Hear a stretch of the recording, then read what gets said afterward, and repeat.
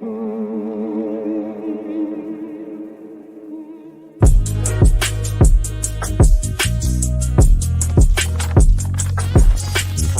I'm going to say for now, this is an overreaction. Buried him in the turf with his chin strap around his nostrils. He calls a timeout. Good wherewithal by Eli. Great wherewithal.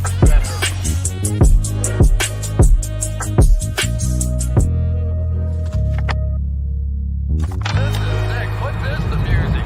I don't think he stepped out either. That may be the greatest catch I've ever seen.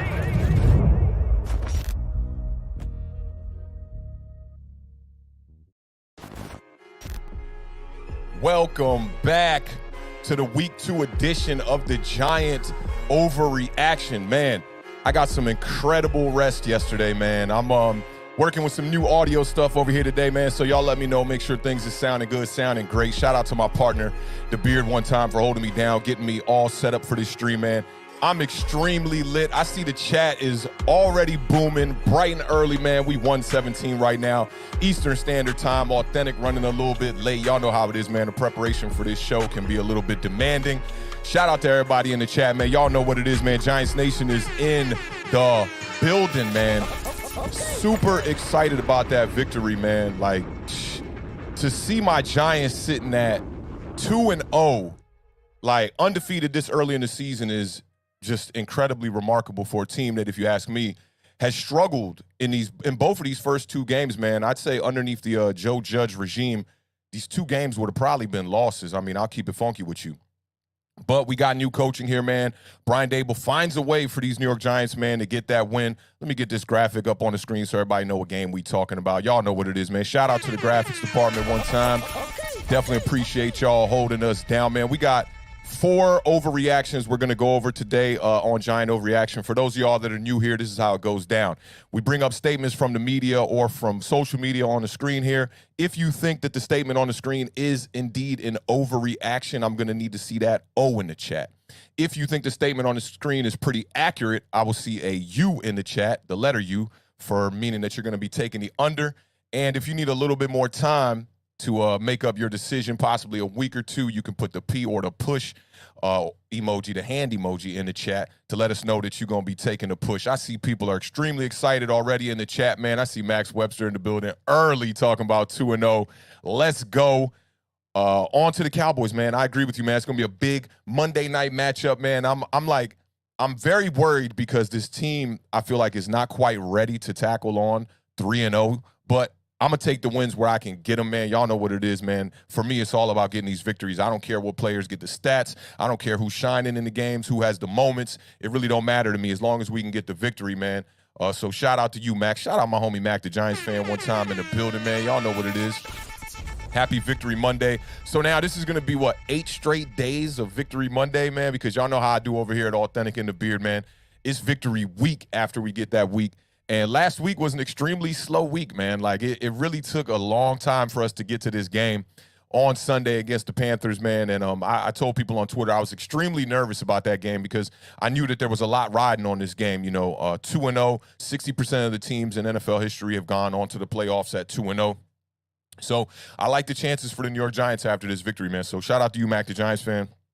And those of you who are not subbed up to Mac the Giants fan, man, go check them out, man. They do great content over there with the homie Adam over there doing some great stuff, man. Some realistic takes, too. That's why I get down with them heavy. Let's start this off with a couple little bit salutes to the people in the chat, man, and then we can move on with the show and get on to these overreactions. Y'all know what it is. I got to say what's up to a couple of my day ones in the building. Shout out to homie Afghan in the building one time, pulling up bright and early. Y'all know what it is, man. Definitely appreciate that. Brian's in the building, too. What's up, Brian? I hope all is well, man. Big Duke fan over there. Big Daniel Jones fan. Salute to you, big homie. Bark Nasty back in the building. Shout out Bark Nasty, man. Nothing like being 2-0 when you're in a rebuild. Great time to be a Giants fan. Don't tell me coaching doesn't matter either. Yeah, I mean, anybody saying coaching doesn't matter, that's ridiculous. I mean, ask the Jacksonville Jaguars about that last year. I know they're still in struggle mode, but yeah, they're looking a lot better this year with better coaching. And we know the Giants, I mean, these games, just like I said in the opener, these games last year would have been losses, these close games by a field goal. Last year the Giants found a way to lose these games, but this year it's looking a little bit different under Brian Dable. And shout out to Joe Shane, man. He did his thing in the offseason, man. I think he instills a bit of confidence in Brian Dable, too, to come out here and do his thing, kind of like a big OG one time in the building. Shout out to Jay Jean in the building, too, man. Good to see you back. This is 2 weeks in a row now, Jay Jean in the building. Milk the Cow is in the building. My man David is in the building. Shout out to David, man. One half of the best division in football, the best television show not on TV. My brother The Beard is in the chat too one time. Salute to you, man. Party people, we definitely in the building, and it's definitely going to be a party today on a Monday on Giant Overreaction. I see Zach is in the building. My day one waterfly in the building.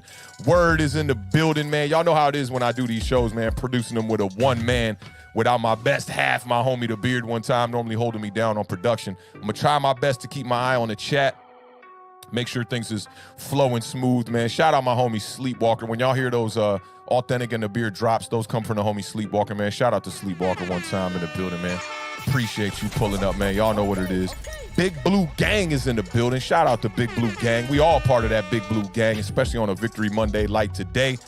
Who else we got in the building, man? This is, we got Danveer Singh in the building one time with the 4 W's. I think he's trying to lead us on to a 4-0 vibe here. And Big Blue is also talking about that. Big Blue Gang talking about the 4-0 vibes one time in the chat. Who else we got? Oscar on the Raiders in the building, man. Good to see you one time, man. He said RIP to them commies, too, man. They took a big L. Make sure y'all check us out tomorrow, man. We're going to be recapping the whole entire NFC East in depth. Y'all know how we do on Giant Overreaction, kind of like an instant reaction to the win and just seeing how people are talking across these internets, man, on a bright, early Monday morning for your boy. I got some great rest, man. I got to keep it real with y'all. I slept like a baby. I slept during a portion of the 4 o'clock games and all that, man. I was just feeling great about the Giants' victory. And moving forward, man, at 2-0, that gives us a great launch pad to be able to dive into the rest of this season, man, and maybe shock some of these people who were doubting the Giants, myself included, man. I only had us at about 6 to 8 victories, so it's looking really good for the New York Giants, man. And last but not least, shout out to the homie Kai in the building one time, representing those Cowboys, man. They got a big victory yesterday as well, man. That was a surprising victory, too. All right, man, let's get off into these overreactions, man. I'm going to talk a little bit about the game real quick, and then we can get off a little bit more into the overreactions. I just kind of want to recap the game a little bit for those of y'all that didn't get to watch it. I know everybody got to see that victory, but you know how it is over here, man. We got to go through the procedures, man, and just get people caught up who weren't caught up. Let's talk about these New York Giants, man. I mean, this was a really good game, man. So let's talk about these Giants. Let me get this one chat off the screen. Y'all know what it is.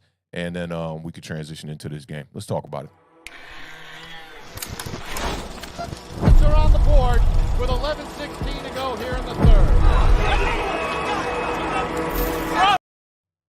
All right, man, let's talk about these New York Giants, man. The Panthers came to MetLife, man. Shout out to Shannon Sharp right off the bat, man. I know a lot of times these analysts get things wrong. He predicted this 19-16 win for the Giants. Spot on. Literally spot on. Skip Bayless was still trying to give him a little bit of junk this morning. I thought that was a little bit unfair. Still trying to cop for Baker Mayfield, man, who really did not have that great of a game. I mean, Baker Mayfield, 14 of 29. He was under 50% on the day for just 145 yards, 1 touchdown. He didn't make the big mistake in this game, but we know those big mistakes happened early in this game, man, right off the bat on the kickoff. Shout out to Dame Belton, man, on his first play on the field, regular season as a New York Giant. Recovers the opening kickoff fumble from Chuba Hubbard, man, and I'm feeling ecstatic because I talked about this in our preview on Thursday with this matchup here. I said the Giants got to win the turnover battle, and that indeed they did do. The Carolina Panthers turned the ball over twice in this game. I really think that was the major difference maker because outside of that, it was a lot of average football played in this game. I mean, both teams terrible on third down. The Giants not as terrible. They were 6 of 18 on third down. The Carolina Panthers were 2 for 12 on third down. Both teams had 18 first downs. It was a pretty equal matchup across the board. The yardage was very similar. Total yards for the Giants was 265. We got to get that number up, man. This offense did not look great in this game. And the Carolina Panthers had 275 yards, 129 of those in the passing game, 146 on the ground. And we know that they got that big play from Christian McCaffrey late in the third quarter, I believe it was. And I was talking about that one on Twitter. I was like, man, the Giants have got to find a way to limit Christian McCaffrey on a big play. And literally, as I tweeted out, at that time, I want to say Christian McCaffrey had just over 45 yards in the game. And right when I tweeted that out, he got the big run. It put him over 100 yards on the day. But offensively, I mean, there was really nothing to see in this game. You know, there were some critical moments I'm going to go over a little bit later here. But offensively, this was not a great game. The Panthers had the 2 fumbles lost, one on the kickoff. They had the other one from Robbie Anderson across the middle. Darnay Holmes ends up stripping the ball from him. Love what I saw from Darnay Holmes. He had a couple of blunders in this game, but I love what I saw from him in this game as far as, getting back on his feet after week 1, where we saw slot wide receiver for the Tennessee Titans was definitely abusing Darnay Holmes a little bit.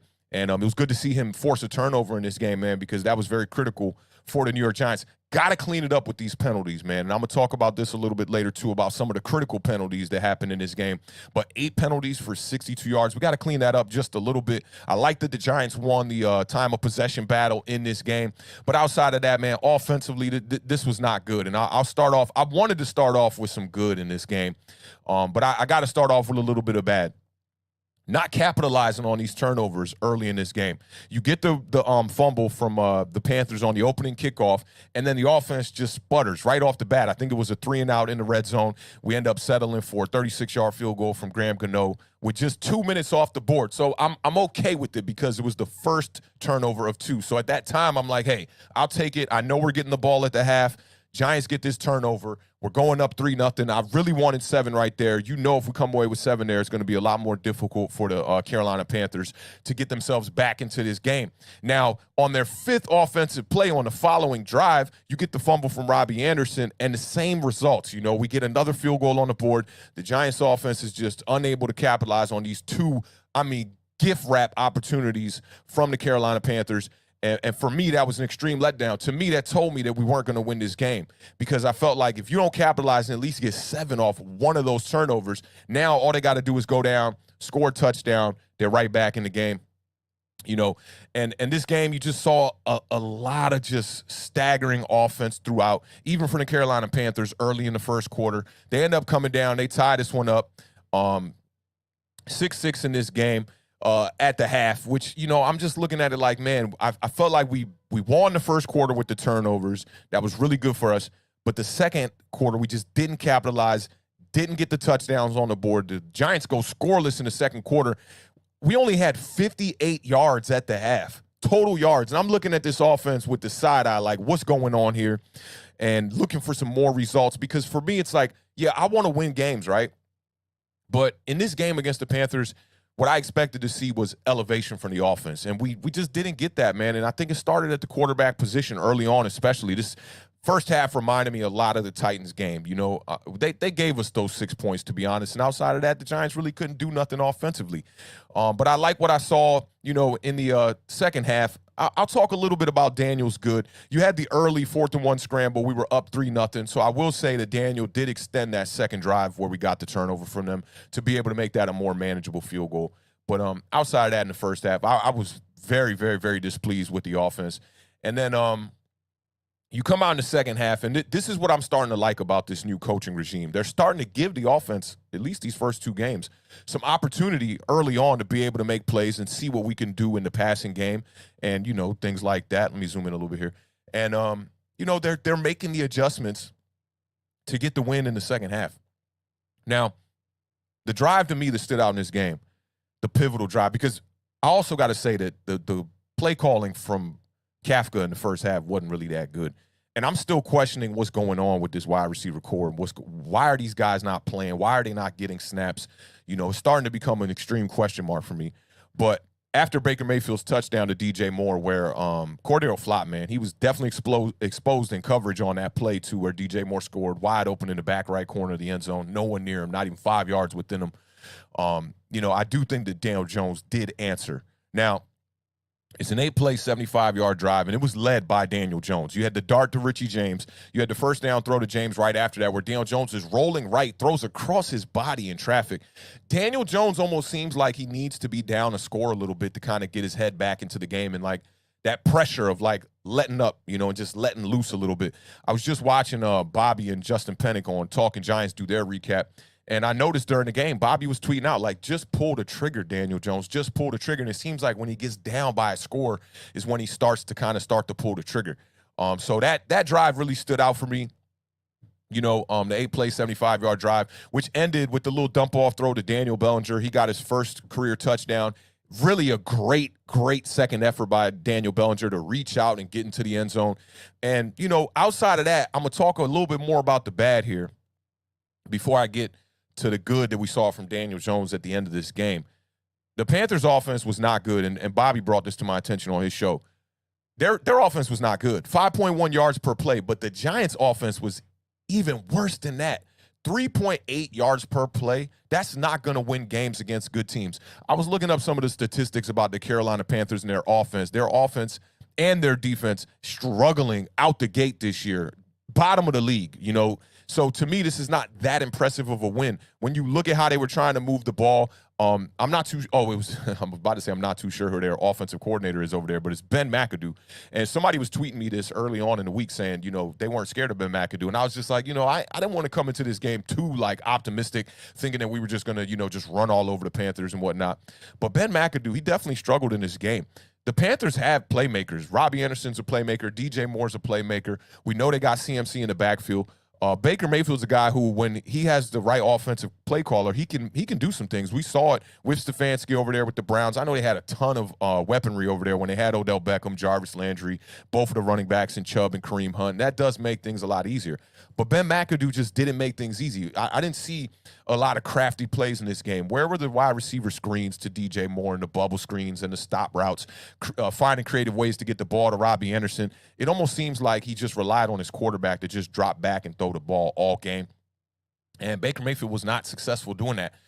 So for me, 5.1 yards per play for them, that number could have been increased had they have had some creative offensive play calling. And the Panthers, they just struggled. I saw a lot of people calling for Matt Rule's job, especially in the Panthers community, bright and early in the morning today as I was looking up some content and whatnot. And I don't blame them, man, because it's been ugly over there. I do got some numbers for what's my man's name? Matt Rule over there. Let me see if I can go back to my my preview notes here and see. So Matt Rule right now is 10-25 as the Panthers head coach. The Panthers have now lost 9 straight games dating back to last season. They came into this game with 8 straight losses. That number right there had me extremely confident. They were dealing with some fumble issues early on last week, too. They had 4 fumbles on the snap exchanges from Baker Mayfield and his center. And I thought the Giants did a good job of getting pressure in Baker's face. A couple batted passes down at the line. I think they had like 3 or 4 on the day. I remember at half they had 2. Xavier McKinney putting pressure on them all day. I love what I saw out of the secondary. I want to say unsung because not so many people are talking about him, but the hiring of Wink Martindale really showed up in this game. The way that this defense is finding ways to stop teams with personnel missing is extremely surprising. And it's not like your typical just all-out engage 8 blitz type vibes from Wink Martindale. He's doing a good job of just being balanced, I feel like, man. And I love what I saw out of the defense. I'll speak on the defense before I get to talking about these couple of windows that I noticed in the game. But, missing Kayvon Thibodeau, missing Azeez Ojulari, no Aaron Robinson. He was out for this game with the appendix being removed. And then you lose Leonard Williams in the third quarter, and you still find ways to generate pressure on the quarterback out of a ton of nickel and dime sets as well. Tay Crowder was the linebacker who saw a lot of snaps in this game. He was on the field for 48 of 58 snaps, but you didn't see a lot of McFadden and Calitro in this game. 12 snaps combined from them. So just as much as we missed Kenny Galladay and we missed Kadarius Toney on the field as far as getting snaps, we also were missing a lot of play from the linebackers because we relied on our corners to step up and make plays. Tay Crowder, he played a pretty decent game, but I got to talk about O'Shane Ximines, who the stats don't really say how much he was just completely all over the field in this game. He had 2 solo tackles, 1 sack, 1 pass deflection on the day. He played all 58 of the defensive snaps. Julian Love also had a big game here. And that's actually Julian Love who played all 58 of the defensive snaps. My bad, not O'Shane Ximines. And Julian Love also played 19 special team snaps. He had the big fourth quarter sack, which really sealed this game as well. 7 solo tackles, 8 combined tackles. Julian Love, man, I talked about him last week. I said we didn't hear his name that much, and that's a great thing when you're in the secondary. You don't want to see the back of jerseys, and you don't want to see people's names being called a lot, because normally that means they're getting cooked in that secondary and you're getting a lot of burnt toast and coffee time. But Julian Love had a hell of a game, man, and Adoree Jackson played a hell of a game too, man. 0 catches allowed in his vicinity. They pretty much had him on Robbie Anderson the whole entire day, and the only time Robbie was getting some action was in zones where Adoree Jackson really wasn't around. They had Xavier McKinney following CMC around all game. You know, only allowed that big run. I mean, that's really all we saw from CMC, and it was just under 50 yards before the big run. CMC had 47 yards on 13 carries. The defense held strong, man, and even stopped them to a field goal after that big run, I believe, man. And shout out to Graham Gano on the special teams, man. I got to say he's a big part in why we won that game, too. That last field goal, we're falling, getting backed up out of field goal range. He ends up making a 50-plus yarder, 2 of them on the day, 4 for 4 on the day. In 2 seasons plus, just 2 games with the Giants, Gano has kicked 14 field goals of 50 or more yards, man. That surpasses Joe Danello's previous franchise record of 9. In 2021, Gano said the Giants' single-season record was 7 50-plus yard field goals, man. So Graham Gano is starting to look like one of the best kickers in the league, man. We're going to have to start mentioning him up there with those Tuckers and those other great kickers, man, because he's just becoming extremely reliable, man. And I'm starting to just like, whenever we go for the field goals, I'm not scared no more, you know. So if we ever do find ourselves in a position where we're getting a game-winning field goal, I'm all for it, man. So shout out to all phases of football in this game here, man. This is how you win a game with a great team effort. I loved seeing it, man. Defensively, man, we're starting to become rock solid. I don't know if it has a lot to do with the competition. I am one that picked the Tennessee Titans to kind of regress just a little bit this year. We know the Carolina Panthers aren't a great team, but, man, this defense has been showing up and definitely showing out. So let's talk a little bit more about these windows I want to talk about, and then we'll go into these overreactions. So for me now, I think Daniel Jones played an okay game. The mistake against the Titans was bigger, but I think the game was a little bit better against the Titans.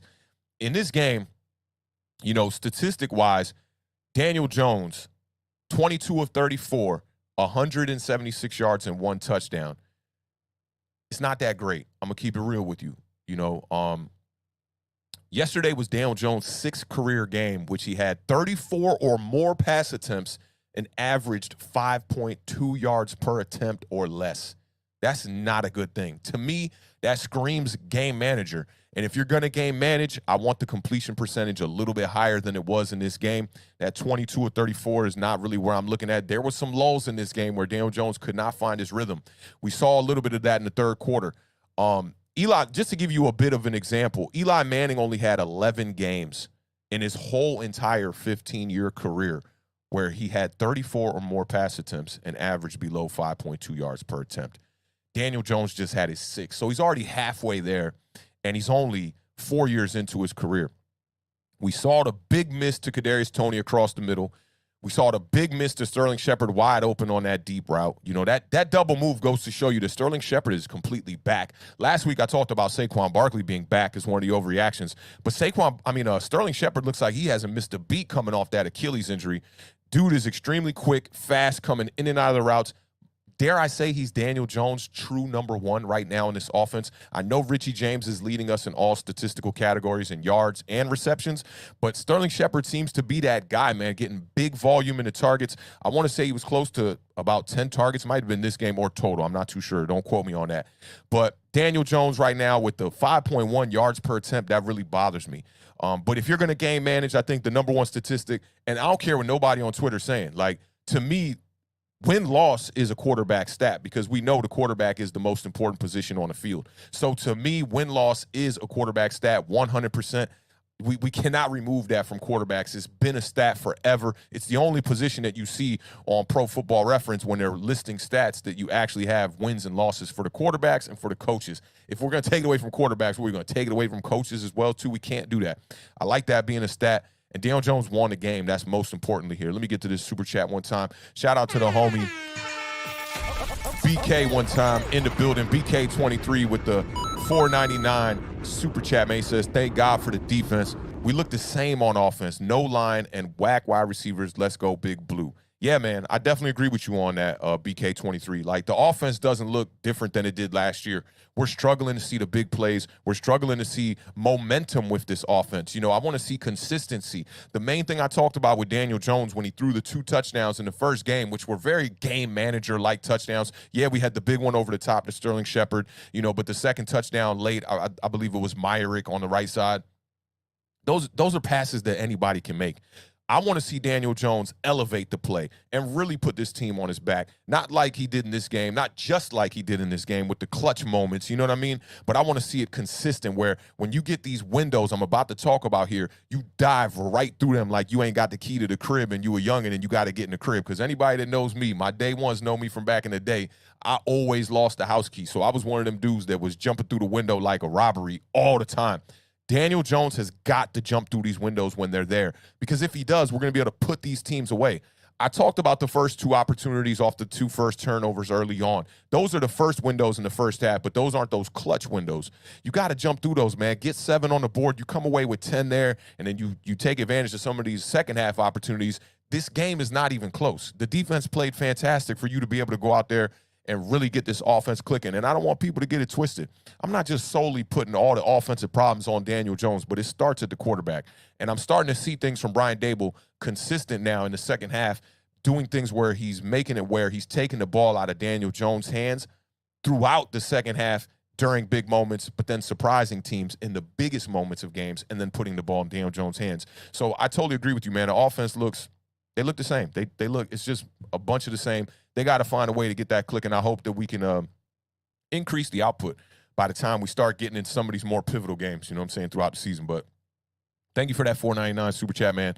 That definitely goes a long way over here at Awthentik in the Beard, man, you know, for us to upgrade the value of this channel and bring you all the highest value we possibly can. And BK23, I think that's a new face, man. I appreciate you pulling up, fam.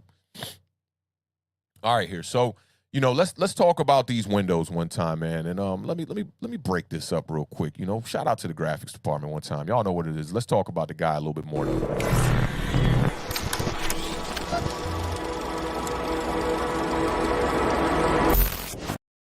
Now, let's talk about these windows for the homie Daniel Jones one time, man. The first window for me, and this the thing about Daniel Jones.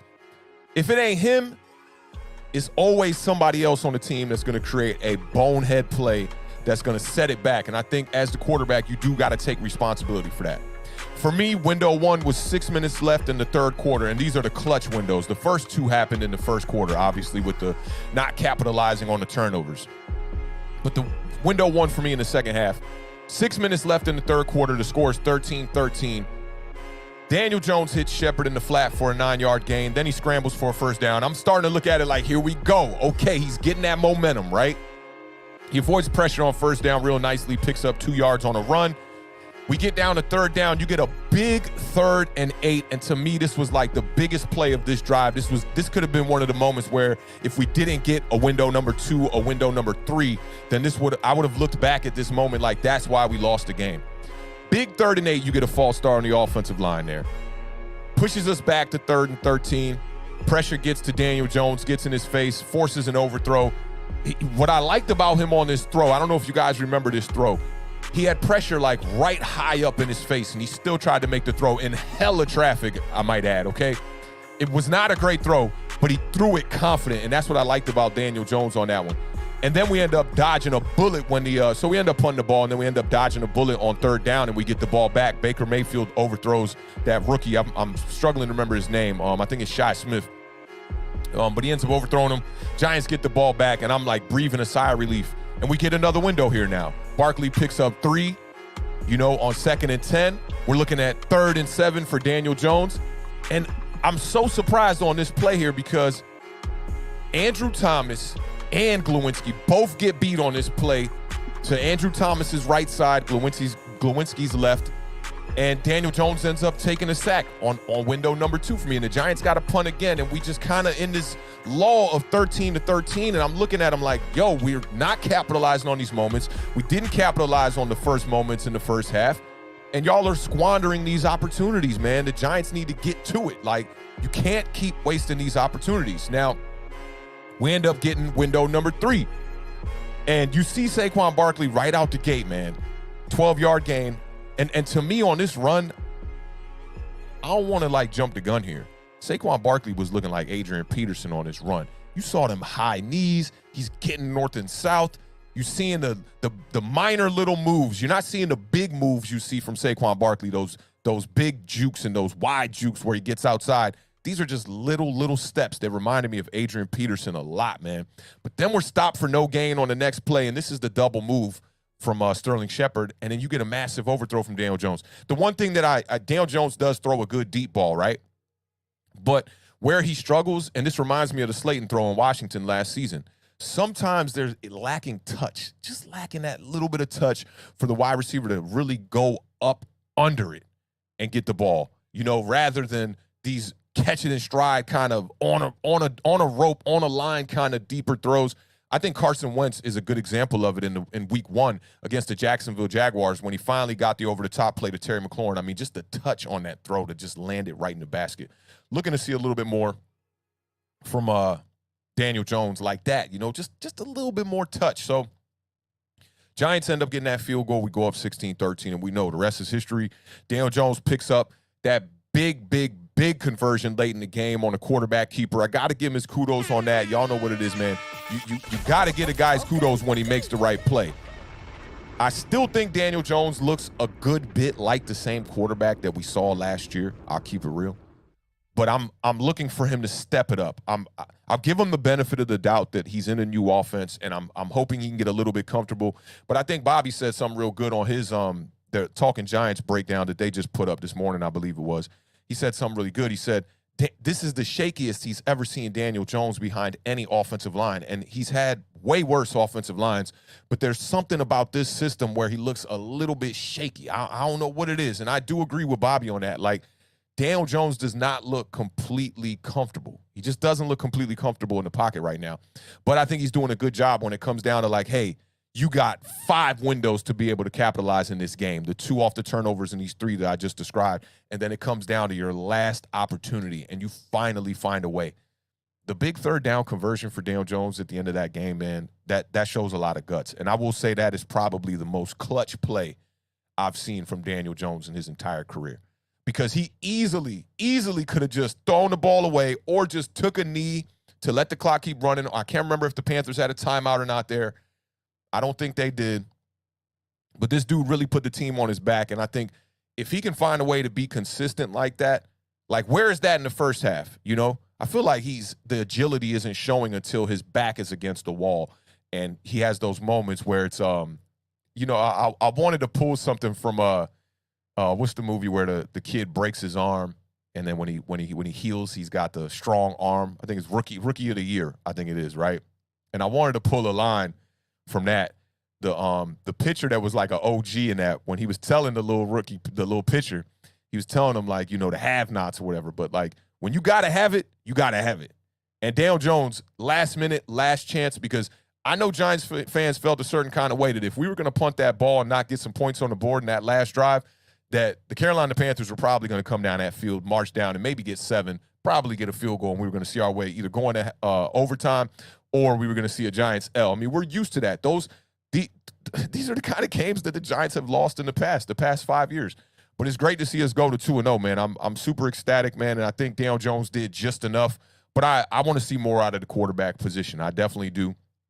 And we're going to get to that. Yeah, you see my man, the beard. I knew he would know about this. Rosen Garden Hose. Throw the stinking cheese. Facts, man. That's a good. You know what I'm going to do? I'm going to go back and I'm going to go watch that movie tonight, man. I've been on my classic vibes a little bit lately. I watched Friday the other night. We watched Friday 2 the other night or whatever it is, the next Friday, which was a hilarious movie. Shout out to Day. Mike Epps in that joint just had me clowning. But I'm going to go back and watch Rookie of the Year for sure, man. So, I mean, that's my thoughts on the game. I mean, defense really won this game. Wink Martindale really won this game. But Daniel Jones made the play when he needed to make the play late in this game. Clutch vibes in this one, man. So I'm not mad at the quarterback position. I do want to see that play elevate a little bit, but I'm not mad at the quarterback right now. I saw a lot of people still saying some things this morning, you know what I'm saying? But for me, it's all about just winning games, man, and the Giants are doing that right now. During a rebuild, it's extremely surprising to see us at 2-0 right now, but I couldn't be more happier, man. Like,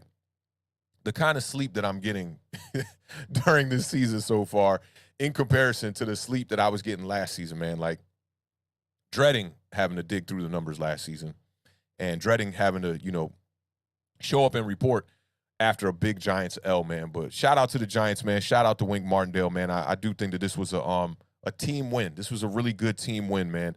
And, just to talk about a little bit about Galladay and Kadarius Toney, we got to find something. We got to find something clicking with those two guys. They're way too talented to not be making plays on this offense. Galladay was only out there for 2 snaps. I saw a lot of people trying to make a big deal out of him cleaning out his locker or something. And the way you word stuff, man, like, people are going to run with that. So I know one reporter reported he cleaned out his locker and left without answering the media. Would you want him to go? You think they was going to send him to go talk to the media after being out on the field for 2 snaps? What's he going to talk about? He wasn't out there. And Brian Dable talked about he went to Kenny Galladay early on in the week and told him that they were going to be going with David Sills for the majority of the snaps and just to be ready as a backup in this game. And he said that Kenny Galladay was a professional about it, and that's all you can ask for. Right now, they really don't have a lane that they can place Kenny Galladay in to be able to make plays. I'm sure they're going to find a way. We saw the same thing with Kadarius Toney in week 1. He was only on the field for 7 snaps in week 1, and you didn't see him out there that much in this game. I haven't had a chance to go and look at the 22-man film, which I can't wait because that's when you can really see the personnel. The TV broadcast kind of just shows you what's happening on the plays. But for me, I think Brian Dable's doing a good job here, and he's creating a real team type of put the team first type of mentality with this squad, man. And I think that's most important when you're trying to win games in a rebuild and when you really don't have those playmakers. Like right now, outside of Saquon Barkley, we really don't have any dynamic playmakers in the first 2 weeks of football right now that are going out here and making some real plays offensively. Defensively, I think we got some studs out there, man, especially when we get healthy, man. Leonard Williams was doing a fantastic job plugging up the middle before he got hurt. Dexter Lawrence has been doing a good job right next to him as well. And Xavier McKinney in this secondary, I mean, they've been showing up. Like, we really thought we were going to have problems in this game with the secondary. And I'd say outside of 1 or 2 drives, the secondary looked fantastic. The touchdown drive from Baker Mayfield, they looked a little bit lost. And then you saw Fabian Moreau come into the game, after Cordero Flott had got beat on that play by DJ Moore in the back of the end zone. So it's all about the adjustments. We saw last year Joe Judge, Jason Garrett, Patrick Graham, they failed to make the adjustments. And the one other thing is I felt like when the game was on the line, you saw Patrick Graham being very timid and very scared and playing a lot of soft zone instead of going after that quarterback and going to get at him and just dying on the blitz if you got to. And Wink Martindale's been the opposite. So love what I'm seeing, man, out of this defense especially. I think if they can keep it up, Giants are going to be able to win a lot of games like this. Game management style from the quarterback, relying on the defense, bend, don't break. San Francisco 49ers type of vibes, man. So I'm super ecstatic about the win. 2-0 feels great. We got a whole nother victory week here to go, and we got a big matchup tonight, man, with the Philadelphia Eagles taking on the Minnesota Vikings. And if they lose that game, man, wow. I mean, Giants sitting up in first place by ourselves, that would be really wild. I don't know when the last time that was. Probably had to be sometime dating back to 2016, but it feels great, man. And when you see a defense stepping up like this, I can't ask for more out of the defense. Offensively, we're going to have to get right, definitely. But these windows against good teams, you're going to have to dive through that window and make it happen for sure. Just scanning the chat here, man, making sure. Parham says that Jones is finally building confidence. And then there's a part of that I can agree with, but a good chunk of it I got to disagree with. I think that Jones is very fortunate to come out of this with wins, and we'll get into it in these overreactions. I got a couple that are about Jones, a couple about some other players as well, the wide receiver core. So hang tight, man. We definitely going to get into that just about here in a second. All right, so broke it down briefly for y'all. Y'all saying some great stuff in the chat too, man. I'm seeing some great points in the chat here, man. Shout out Steven Arts one time in the building, man. Appreciate you pulling up. Definitely dropping some gems in the chat too. Bunch of new faces here, man. We already over 100. I appreciate all of y'all pulling up for this Giant Overreaction Week 2 edition, man. Another W version of this. Is great. Great to be here with y'all. All right, so let's talk about these overreactions. And I pulled these early in the morning, and I really didn't have a set in stone my opinion on it either. I don't know if I'm going overreaction on these. I'm gonna kind of read y'all a little bit on this, to be honest, and see how y'all are feeling about things. Shout out Thrill Collins one time in the building. What's good, fam? Hope all is well, man. I'm doing great on this victory Monday afternoon, kind of my morning over here, man. If y'all don't know, I'm a late sleeper, man. I go to bed at like 4 a.m., 5 a.m. just about every day. Get up around like 10. You know, sometimes if it's an early morning, maybe 9 a.m. for me, but most of the time around 10 a.m. And, you know, I got my day going, started looking at some national media and stuff like that, but appreciate you pulling up through. Good to see you in the building, man, definitely. All right, let's get to these overreactions, y'all. All right, so, and I didn't even put these in order yet. I'm going to kind of do this on the fly for y'all here one time. Let's bring this back. And let's see, we'll start with, I'll start with an easy one for y'all real quick right off the bat. And I thought this was a good one. A lot of people were actually talking about this on Twitter. Y'all know this year on Giant Overreaction, I'm not being so personal as far as these mentions that I pull from Twitter. We're not going to place people's names on them. If you want to search the words in Twitter and go harass anybody, that's on you. But I'm not going to put them on blast out here on Giant Overreaction. I know what it is over here, you know, trying to keep things as cool as possible, man. So this first one I want to start with is a team vibe. And y'all let me know what y'all think about this one. If you think this statement on the screen is an overreaction, I'm going to need you to put an O in the chat. If you agree with the statement on the screen, I'm going to need you to put a U in the chat, which means you're going to take the under.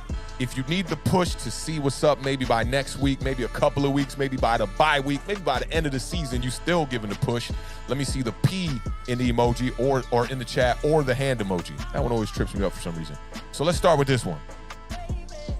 The New York Giants could easily be 0-2. I loved it. When I saw this one, I love this one because y'all know how football works, man. A win is a win is a win. The Giants are sitting at 2-0. I'm going to give y'all a little bit of time to populate your answers. Let me know what y'all think about this one. The New York Giants could easily be 0-2. If you think it's an overreaction, let me see that O in the chat. If you want to take the under and you agree with this statement, let me see them U's in the chat. And if you need a push, let me see that P in the chat one time. Let's see how y'all feeling about this. We'll rock a couple beats here for a second.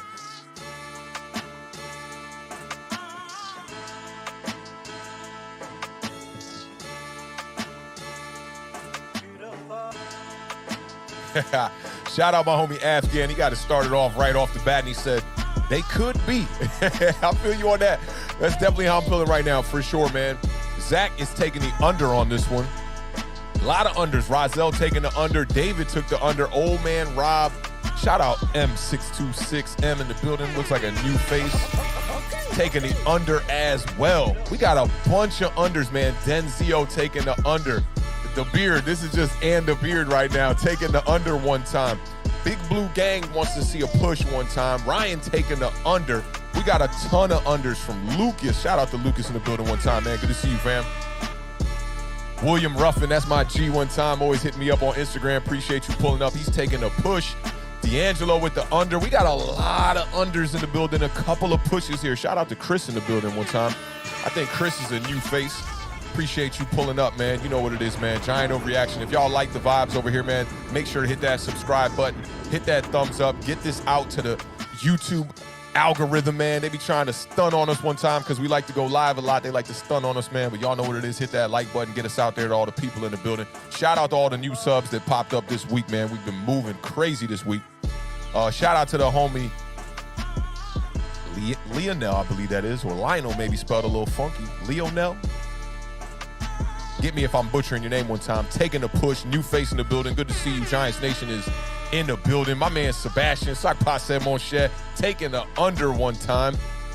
Football is football. Could be, but we're not. Big Blue Gang, that's a good point you make right there. Brian's taking the under one time. A lot of unders, man. A lot of unders. I like that. I like that. All right, so let me just give y'all my opinion on this one time too, man. I'm taking the under. The Giants could definitely be 0-2. This is not an overreaction.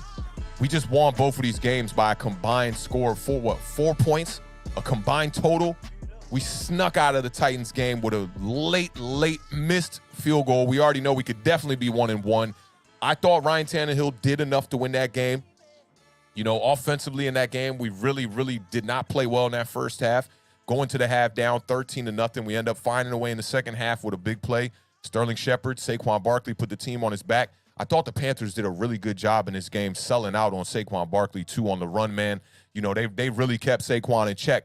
But this is, to me, I love seeing this commitment to the run. Brian Dable gave the ball to Saquon Barkley 21 times in the rushing game, that's perfect for me. He only had 72 yards, 3.4 yards per carry. But you got to win games like that sometimes. That's tough running right there. You got to establish the run. Dable, Kafka, they do a really good job of doing that in this game. Daniel Jones carried the ball 10 times for 21 yards. So, for me, that's a solid outing. But offensively, you got to do more around that to win these kind of games. The Carolina Panthers, they're not that impressive. When you look at it right now, they played their first week against Jacoby Brissett and a struggling Browns team that a lot of people expect to regress this year, you know, and they end up taking an L to a backup. To me, they ain't get it going until the second half, really kind of made it a game. Carolina Panthers really ain't a good team. You can see that right now. So for me, I'm definitely taking the under on this one right now as well.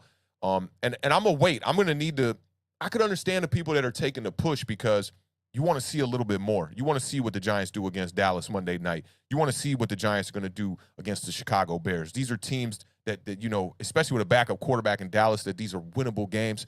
But for me, I might like take that push a little bit later, week 5, week 6, week 7. I want to see how the Giants are going to fare against a really good offense. And right now, we haven't seen that. We've gone up against 2 pretty average offenses. I know we did a great job defensively of stopping Derrick Henry. That was definitely a tall task, and we took care of business.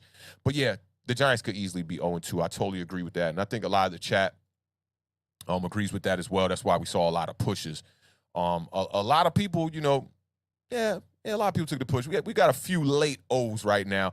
Shout out to Max Webster one time in the building. He says, we are 2-0, as Awthentik would say. If ifs were a fifth, we'd all be drunk. We're winning, boy. We definitely are winning, yeah. So, and this, you're right. If was a fifth, we'd all be drunk. If was a bag of pack, we'd all be smacked. Ooh, look at them bars on the fly. What you know about that?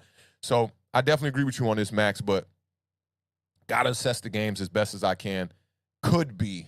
Yeah, we could be, but we ain't. So got to go with that on that one. Giants come away with that sneaky victory, 19-16. All right, so let's get into this next overreaction. We got I'm going to give y'all about a good hour and a half today. We've been live for about 45 minutes. I got a couple things on the plate as far as the studio goes today. Got to do some mixes I got to catch up on. Shout out my homie Maserati Black. He's got an album coming out. I'm just finishing up the finalized mixes and masters on that, man. Definitely check him out. He's a dope artist, man, from the area.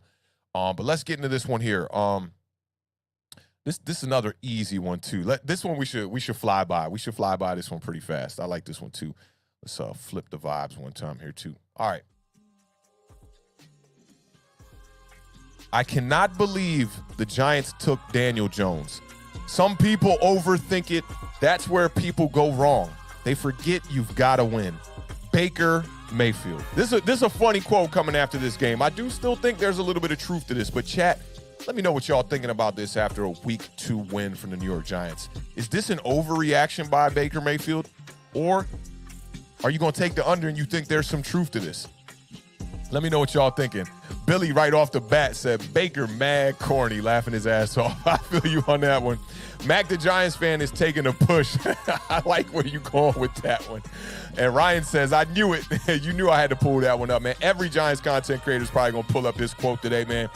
This was from GQ back about a year ago, I want to say, or maybe 2 years ago, actually, from Baker Mayfield. Let me know what y'all thinking about this one time when we let this vibe from Awthentik Beats rock. Y'all know what it is. This one almost made the album, actually, man. I got a whole song to this. I just didn't release it.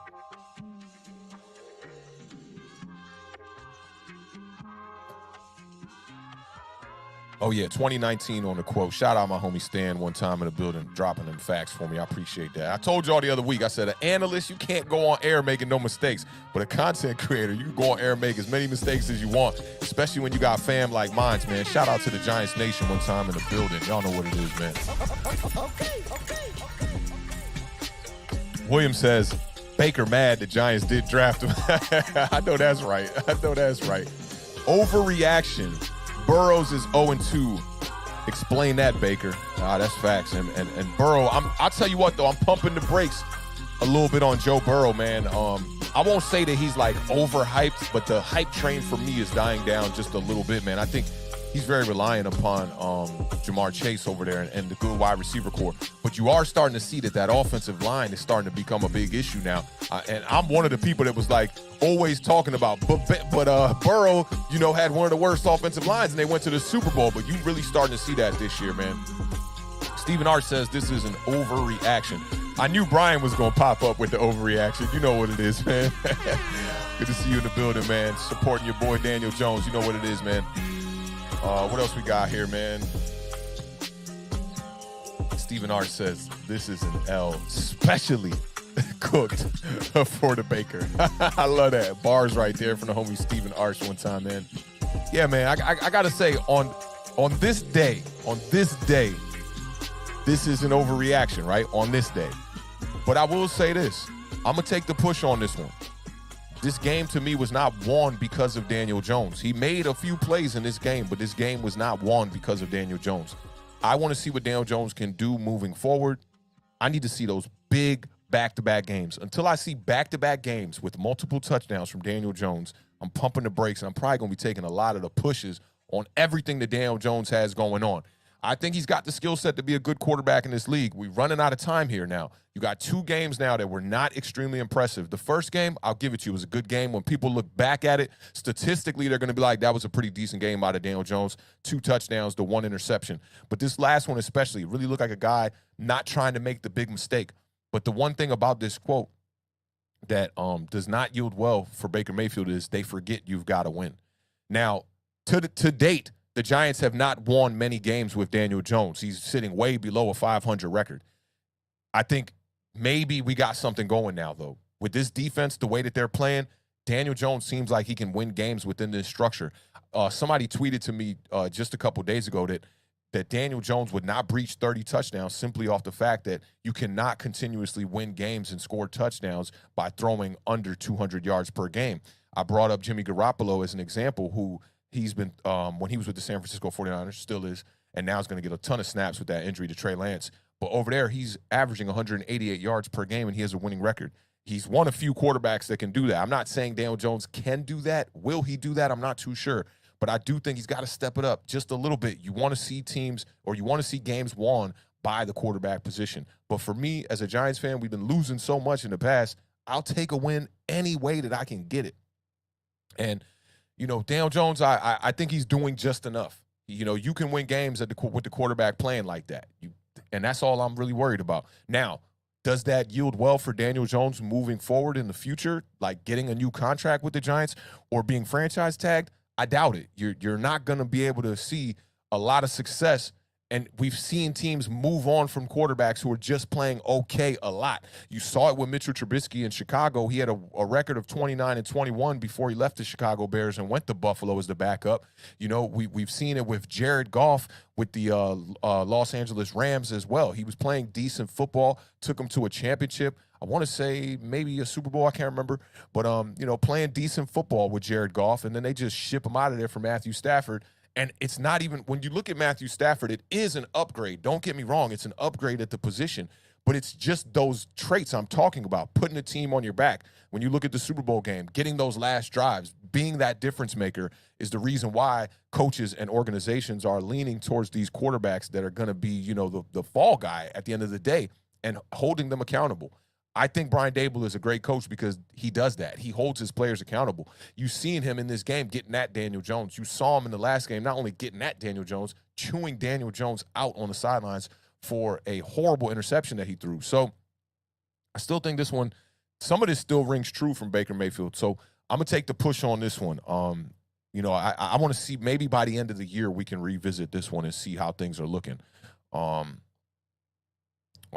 He's got a cool text there. But, we'll see. We got some time. The Giants are 2-0. It gives us a great buffer, actually, right now, sitting at 2-0 to see what Daniel Jones can do.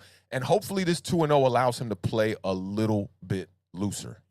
Like I said earlier with Bobby's quote, Daniel Jones is playing a little bit tight until it's like the last moment, and that goes for a lot of people. People like you won't see their potential until they're pushed.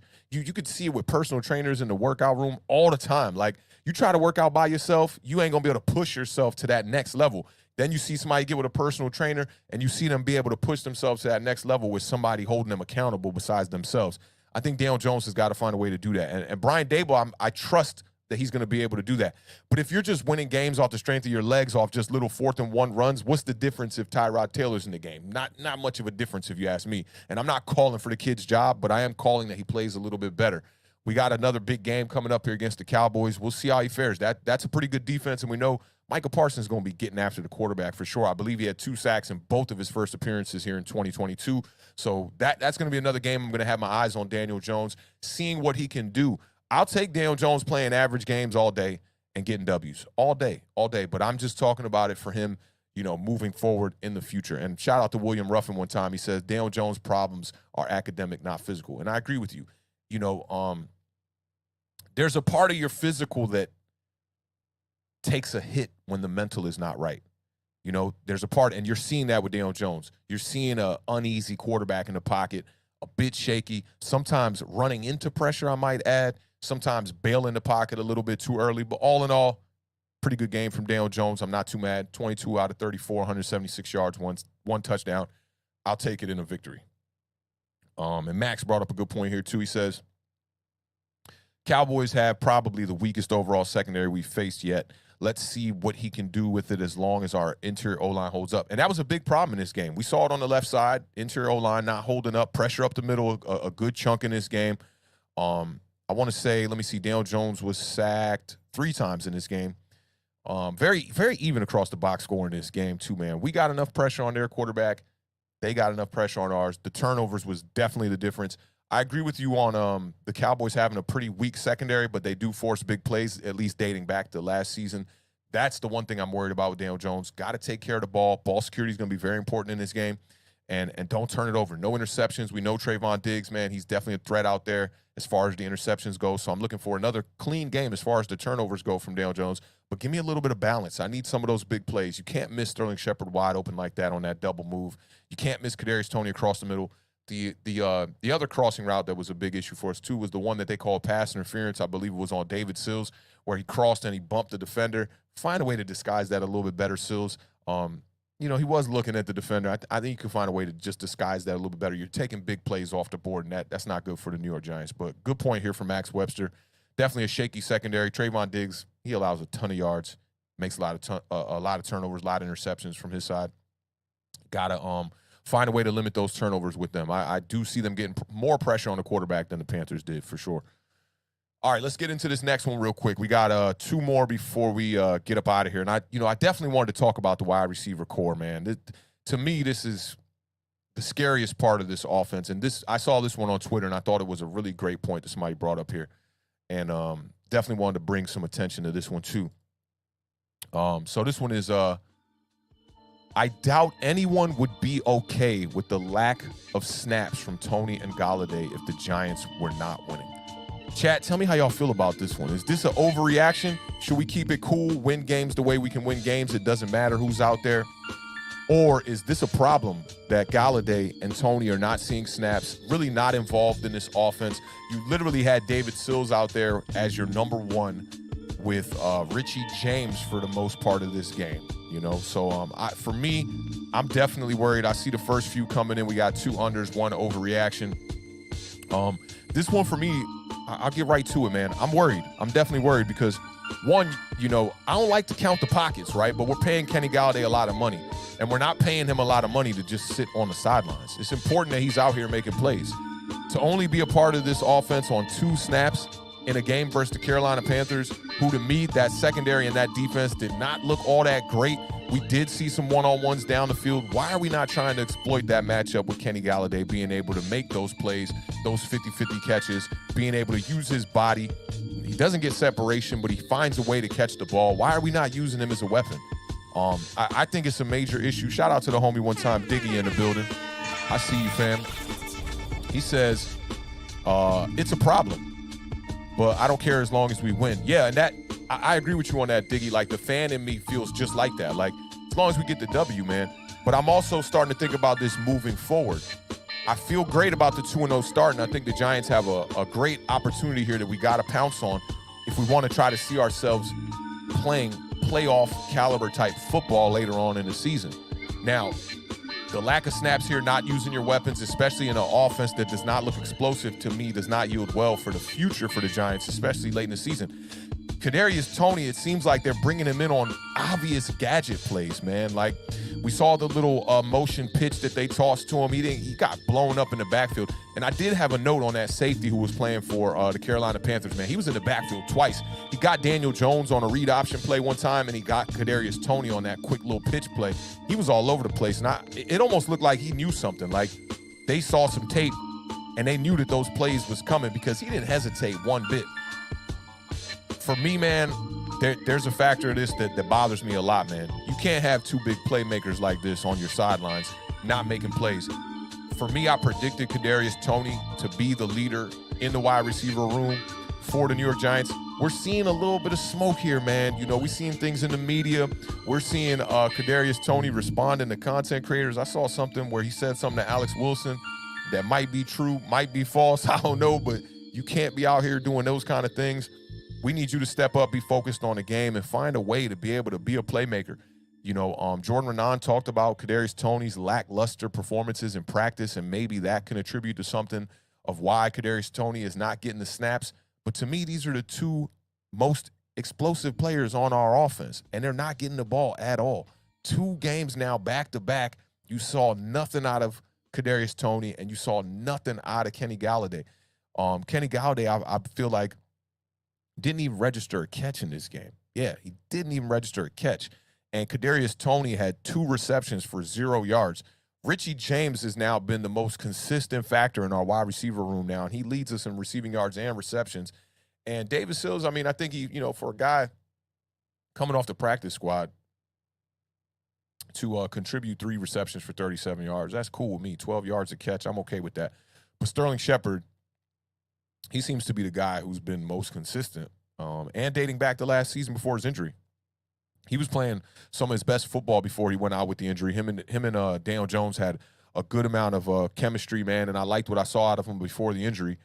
And now you're seeing it. It's like we're doing damage out of the slot. Richie James, Sterling Shepard, you know, and then it seems like when we get around the red zone, I do like what Kafka and Brian Dable are designing here for our tight ends, because that's 2 straight weeks we got a touchdown from the tight end position. And in this one, it was Daniel Bellinger's only catch of the game. And I think last week it was Myrick's only catch of the game as well, too. So very sneaky. We're using these guys as blockers to get Saquon Barkley, you know, the open space that he could get. But then when we're getting down into the red zone, they're using that as an advantage and finding these guys on these little short, little dump-off intermediate routes and finding ways to put up 7.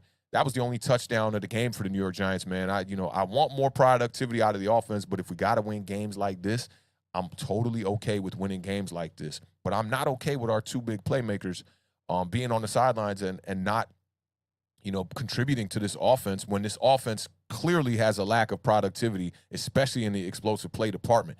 So for me, I got to see Kadarius Toney out here on the field. Just scanning here what y'all are saying here in the chat. Diggy talking about the 2 snaps. Yeah, I mean, yeah, literally, this is a good point, Diggy. Like, I don't want to look back and feel like we wasted 2 years of that man's career. And I'm starting to question it here. Is this a quarterback thing? I'm really starting to question that, because Kenny Galladay didn't have this problem at any other time in his career. We know the injuries were a problem with him, right? But as far as like just being productive, Galladay has never had that issue. Now, Kadarius Toney, yeah, he's the only quarterback he really knows outside of Mike Glennon is Daniel Jones. So I don't know if that's a chemistry thing there, but we know it with Kenny Galladay. He's a guy that was productive. They didn't just go out there and throw 74 his way, you know, for no reason. The guy earned the bag. He led the league in touchdowns and receiving touchdowns in 2019, I believe it was, and he deserved the bag. To be honest, he was the top free agent wide receiver in the market at that time, along with Allen Robinson, and it was pick the one you want out of that. Both of them now, you know, haven't looked that great. I'm more focused on Galladay, who's been an extreme part of that offense and hasn't looked that great. Robinson, yeah, he just got over there with the Rams and things don't look fantastic, but Galladay's been here, took snaps. The targets last year were extremely low. I think he was at 76 targets on a year last year. It's the second lowest of his career, and since he's been a guy that has gotten volume when he was in Detroit, that was the lowest he's ever had. Galladay's a volume guy. We know that's not going to work within this offensive system or the philosophy with Brian Dable. But I'm looking for him to play that role of a Gabriel Davis. Like, go out there and catch touchdowns. You should see a lot of one-on-ones in this system, but that's just not the case. Yeah, and Diggy talks about how Galladay was balling out with David Blau, and I was a big part of spreading that narrative. He played well with him, but he only had 3 touchdowns with Blau, and then he had 1 touchdown with the other backup quarterback that was over there as well, because Matt Ryan got hurt 8 games through the season. But I do think that there was something clicking with that offense, because before Matt Stafford, before Matt Stafford went down, he was lighting the league up. He had led the league in passing touchdowns before he got hurt. And Kenny Galladay, in that year of the, I believe it was 11 touchdowns that year, of the 11, 7 of them were from Matthew Stafford in the first 8 games, which is ridiculous. But we know that Matthew Stafford wasn't scared to throw the ball. There were times in this game where we saw Daniel Jones with his back against the wall. You see him put that zip. It almost reminds me of Cam Newton, when you can clearly see the quarterback loading up to throw the ball with almost all his strength. Daniel Jones has some arm strength, and he can fit it in the tight windows. We saw it on the 2 plays to Richie James. I want to see more of that with Kenny Galladay. We haven't seen it here. So for me, this statement on the screen, I'm taking the under on it. I do agree with it. Yeah, if we were losing games right now, people would be losing their minds, because it would take you back to last season when Kadarius Toney wasn't on the field in the first couple of games with the Jason Garrett system. You didn't see Kadarius Toney out there, and fans were just completely going ballistic. Like, how are we using a first-round draft pick on a wide receiver, and the dude is not even getting on the field? Kadarius Toney had a slow start to last season with a lot of things, nagging injuries, the cleat issue, death in the family. It just all wasn't clicking, and I know Giants fans looked to see that change this year, and it's more of the same the first 2 weeks. So, yeah, I'm definitely worried. I'm big-time worried. Let me highlight this one from Mac, the Giants fan, too. He says, I believe these coaches know something about number 19 that they're not making us privy to. That's a good point, man.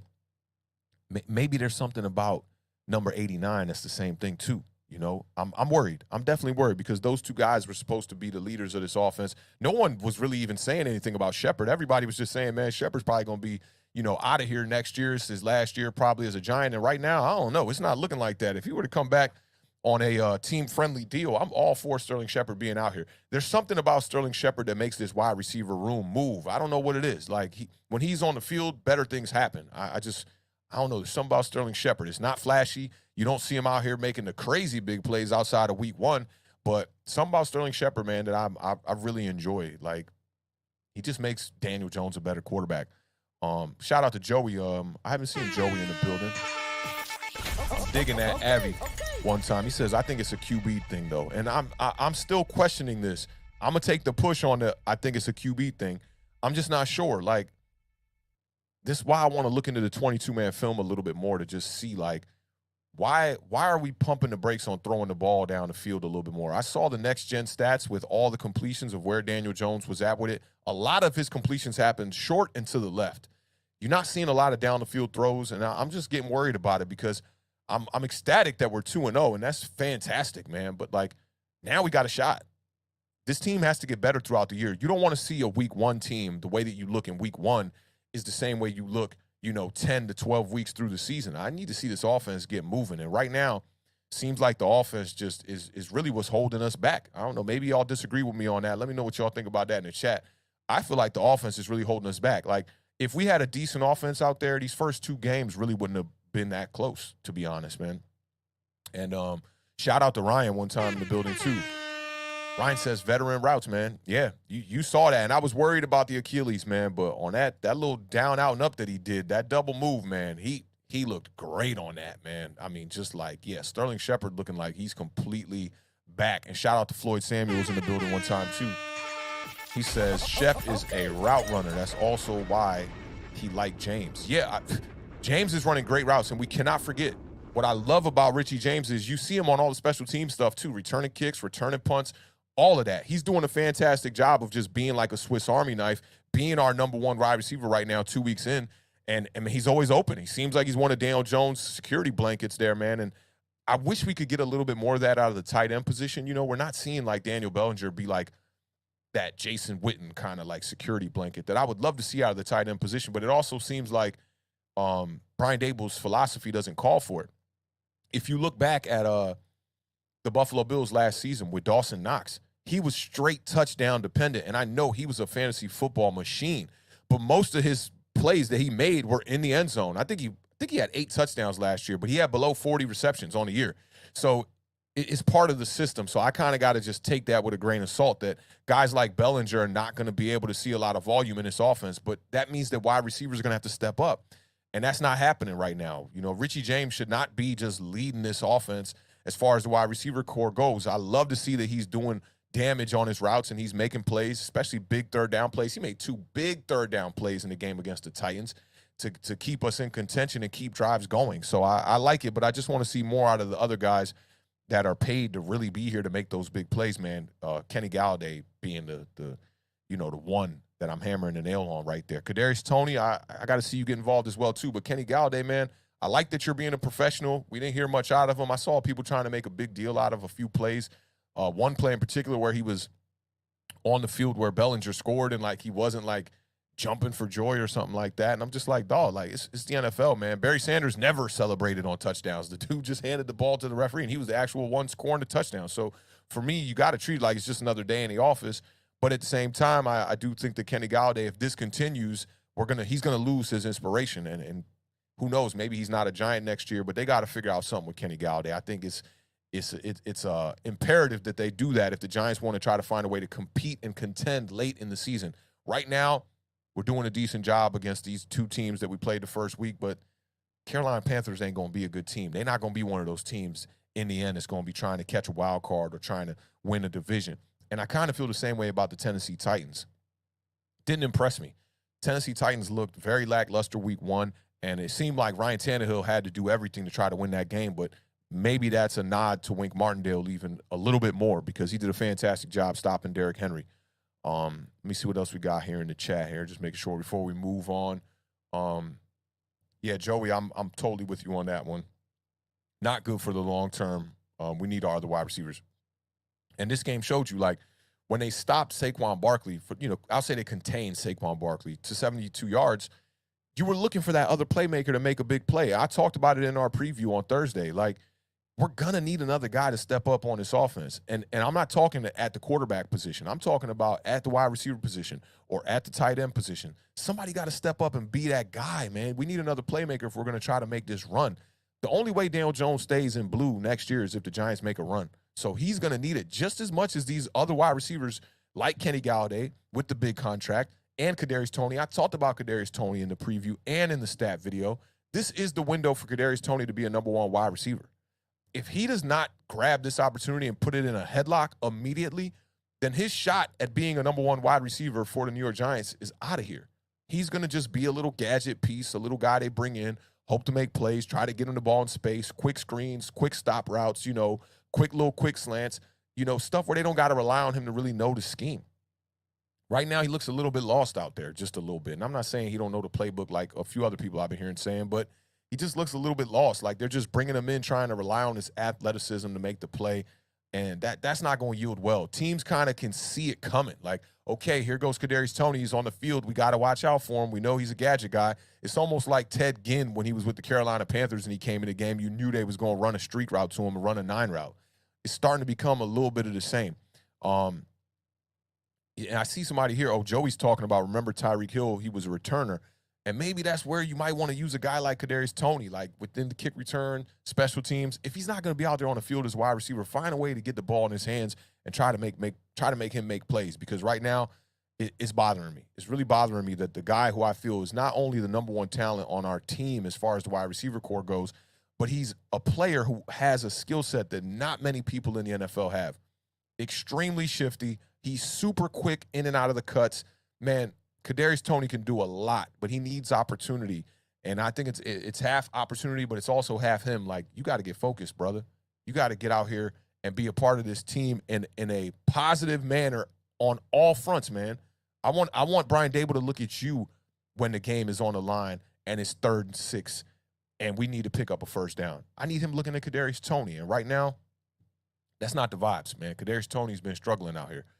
And I'm keeping my eyes on this week 3 matchup with the Cowboys. I think it's going to be extremely important, man. Like, Kadarius Toney's got to get involved. And if not, maybe you seek trade and you get him while his value's hot.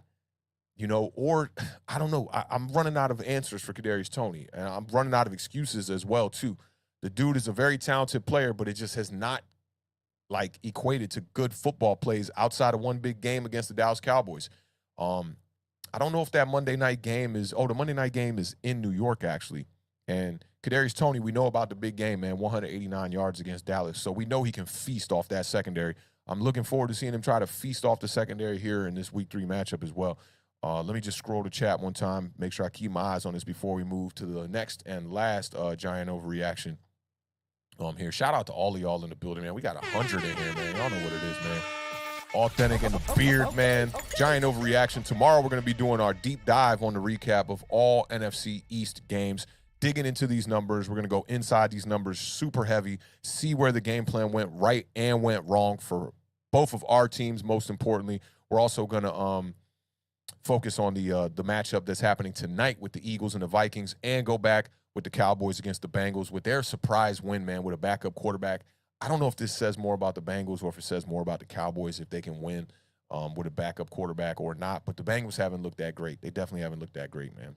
But let's get off into this this last reaction one time. Let me just get a little backdrop vibe right here. I'll be trying to just go through these beats, trying to remember which one is which by the name, which is very difficult, man. But I appreciate all of y'all pulling up and rocking with your boy on a Monday. Victory Monday, man. Y'all know what it is, man. Giants Nation heavy in the building, man. Glad to see y'all here, man.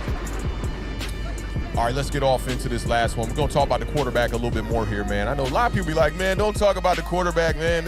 Y'all, whatever. I'm going to talk about the quarterback, man. I love talking about the quarterback. I played quarterback in high school. That's the vibes over here at Awthentik and the Beard. But this one here, I like this one. This was a good one. And y'all tell me what y'all think on this one. Give me an O if you think this is an overreaction. Give me that U if you're going to take the under and you think this might be spot on. I'm going to see how y'all react to this one first before I get my opinion on it. Let's see how we feeling about this one here. Daniel Jones is almost similar to Baker Mayfield. These type of QBs won't win you games unless helped by the coach. Chat, what y'all thinking about this one? Y'all agreeing with this one that Daniel Jones and Baker Mayfield are the kind of players that need help from their coaches?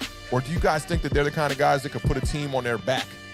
Let y'all populate y'all answers one time, and we'll come back with this one to see if it's an overreaction or if we taking the under on this one or the push.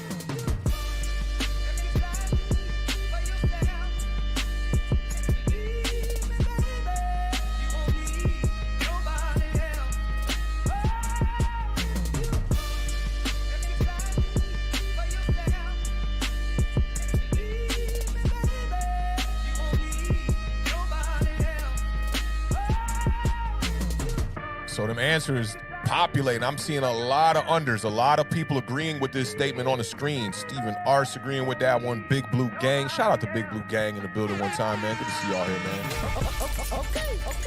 My man Stan in the building says spot on. I know Stan agrees with that. Stan has been keeping his eyes on the college quarterback situation here, seeing that who's going to be that top prospect for the Giants to draft in 2023. I know he's definitely not sold on my guy Daniel Jones. Me and him see alike a lot on a lot of the characteristics with Daniel Jones too. He says it's spot on. He's taking the under. Shout out J-Mo, Coach J-Mo in the building one time, taking that under as well. Ryan says nah. William Myers taking the under. Shout out William Myers. I think that's a new name in the building too. Salute to you one time. Y'all know what it is. We here in the building. 2-0, sitting real great for them New York Giants. JJ Stangl in the building. He's taking the under. Mr. Prov in the building, taking that under as well. A man of culture. I like that name one time, man. Shout out a man of culture. New face in the building. Sabrina's in the building. Sabrina's taking the push on that one. That's probably a smart move. Give you a little bit of leadway to see if Daniel Jones can ball out the next couple of weeks. Who else we got in the building here? Max Webster says the NFL is all about coaching. I agree with you a little bit on that. I do think you need the personnel. But that kind of goes back to the coaching as well, too. You got to lump that in with the coaching and with the front office, is getting the right players. That is also about coaching. Get the right players that fit within your scheme. You can look at Andy Reid with the Chiefs and go, oh, he's got Patrick Mahomes, a unicorn at quarterback. But would Patrick Mahomes look that great on another team? Would he look that great with Matt Rule? Probably not. He would still look good. His athleticism is off the charts. We know he's probably the best quarterback in the league. But the coaching does matter. I definitely agree with you on that. And assessing the personnel is super important. I mean, that's where you start right there, is getting the right players that fit within your scheme. Shout out to Stan again. He says, look at Case Keenum in Minnesota, Mark Sanchez earlier in his tenure with the Jets. Yeah, these guys definitely saw success. Case Keenum was a smart quarterback. I'll give you one example. Rest in peace to Dwayne Haskins. I remember when Dwayne Haskins was getting his first game-winning drive as the starter on the field for the Washington football team at the time. He was so ecstatic, he ran off into the stands and jumped into the crowd and was like high-fiving people, but the Washington football team needed to come onto the field and kneel it out to win the game, and he was nowhere to be found, and Case Keenum was right there. Case Keenum also has a playoff win under his belt as well, which that's crazy. You got some solid quarterbacks out here struggling to get playoff wins, and you got a guy like Case Keenum who definitely did win some playoff games. And I want to say it was either Blaine Gabbert or Blake Bortles. I can't remember. One of them got 2 playoff wins as well, too. And Mark Sanchez, we know he's got playoff wins under his belt, too. So you can win games, and coaching definitely does help that. We've seen that in the past, where coaches definitely put their quarterbacks in good position to win games, man. And I think that the NFL is leaning a little bit more towards you need that guy at the quarterback. In my day, y'all know I'm an OG, 39 years old, 1983. So late 80s, early 90s, you could deal with this. You could have a quarterback who was a game manager, still win games, and still be able to win Super Bowls. We saw Phil Simms won Super Bowls. Hostetler won us a Super Bowl. We saw plenty of game managers win Super Bowls in the 90s, early 2000s. But now I think that's kind of changing up just a little bit here. You might need that quarterback that's a unicorn. 17 of the last 19 quarterbacks to win a Super Bowl are pretty much Hall of Famers or on the cusp of it. You could say Matthew Stafford is kind of on the cusp, on the way out. But outside of that, man, you got Case Keenum and you got like a Joe Flacco, and that's it. Everybody else is Hall of Famers or on their way. So I do think the game is leaning a little bit more towards you needing that guy at the quarterback position, because when you get late in the year, maybe not so much in the NFC right now, in the AFC, man, you're going to be facing guys like Russell Wilson, Josh Allen, Patrick Mahomes, Justin Herbert, what's my man? Derek Carr. I'm sure I'm missing some other. Lamar Jackson's. Now you got Tua, who just came back, and he looked like with the weapons that he has, this guy can really light it up. I think he had 5 touchdowns, maybe 6 touchdowns on the day. You're not going to win games like that with a game manager. You need a guy at the helm who's going to be able to go out there and win you games. So for me, I do agree with this. I do agree. Right now, Daniel Jones is a guy who needs help from the coach. We've seen for one, he's not even a winner. He hasn't won a lot of games. So this year, we're starting to see the first vibes of, wow, like Daniel Jones has a winning record. In his whole entire career, he has never had a winning record. He starts off the year 1-0, now 2-0. So we're just starting to see this kid even win games, and we got to credit the coaching staff, because you could just use your 2 eyes. Last year, we lose these kind of games, most definitely. And I'm seeing a bunch more unders from y'all here, Old Man Rob. Shout out my man, Old Man Rob, in the building one time. He's taking a push on this one. And I'm not mad at you for taking a push on this, because if Daniel Jones gets comfortable within this offense later on in the year, could he be a guy that's winning games on the strength of his own arm and his own legs, like the whole game, consistent play, back-to-back weeks? It's possible. It's possible, And then I see this followed up by 2 that people think this is an overreaction. Oh, maybe Stephen Lilly's a little bit behind because he says Baker. He's talking about Baker. But Raphael's taking the over on this one. I don't think this is overreaction. I got to say that. Like, Daniel Jones has not proven he can win games off the strength of his arm. Big games. Nah, he hasn't. And even the games where he's had his biggest games, I usually keep a note right here with those 3 games. The Jets game, the Detroit Lions game, the Washington game in year 1. Big games. He lost 2 of the 3. He had 5 touchdowns against Washington. They almost come back and win that game in overtime. Thank God we had Saquon Barkley in the overtime period, because he ran for 32 yards in that overtime and set it up. Easy touchdown throw, 2-yard touchdown throw for Daniel Jones to win the game. But he really hasn't shown that he can win when he has big games. He had the big game against the Jets, 4 touchdowns. Big game against the Lions, 4 touchdowns. We lost against the Lions, I believe, that year. But to me, there's never been a game where I'm just like, wow, Daniel Jones, you just really did that. Those games where he does that, his team kind of falters and lets him down. You saw the game against the Eagles where Evan Ingram dropped a big pass late in the game, which Daniel Jones played a good game that game. You saw the game against Washington week 2 where he played a fantastic game, had the big run, had the other big run called back. You know, he had some big throws in that game. He had the fade route on the left side to Darius Slayton. Then he had the go route to Darius Slayton that, Darius Slayton drops. Could have had a better ball. I always say that Daniel could have threw a better ball on that, but Darius Slayton dropped that ball. Daniel Jones had a big game that game, and you end up losing the game. Just not a complete team effort. And we are seeing a bit of a more complete team effort underneath Brian Daboll with the New York Giants. So I can't say this. If anything, the maximum I will go on this is this a push. I can't go for this as an overreaction. Baker Mayfield, yeah, for sure. We know he's that kind of quarterback with all the weapons to his disposal in Cleveland. You had Jarvis Landry, Odell Beckham. You had Njoku at tight end. You got Nick Chubb. You got Kareem Hunt. You got Myles Garrett on defense. You got one of the best offensive lines in the whole country. You got a solid defense that can win you games, a great play caller, and you still not excelling. Outside of the playoff win against the Pittsburgh Steelers, Baker Mayfield has not really been that good of a quarterback. I think he's still in that ballpark of a Daniel Jones. They're both in the same kind of ballpark of like, yeah, they need some help from their coaches, for sure. They definitely going to need some help from their coaches. And I appreciate the chat letting me know that, yeah, it was Blake Bortles. 2 playoff wins. Like, what? That don't make no – it was almost 3. I saw Shannon Sharp talking about it this morning. He had Tom Brady on his back against the ropes. They ended up losing that game. It was almost 3. But, yeah, shout out to the chat for giving me that correction. I'm just scrolling here, just looking, just making sure I didn't miss nothing from y'all, man. I'm definitely in tune. Y'all saying a lot of good stuff.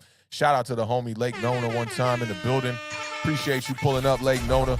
Big supporter of the Giants community, man. Always in all these chats, man. Y'all presence is felt, man. New York Giants wake up today at 2-0. I know everybody is feeling great today, man. Like I said, I got some fantastic sleep, man. Woke up. Them wins, man, I feel like I can get a little bit more lazy. It's like when we lose, I dig into the numbers a little bit more deeper.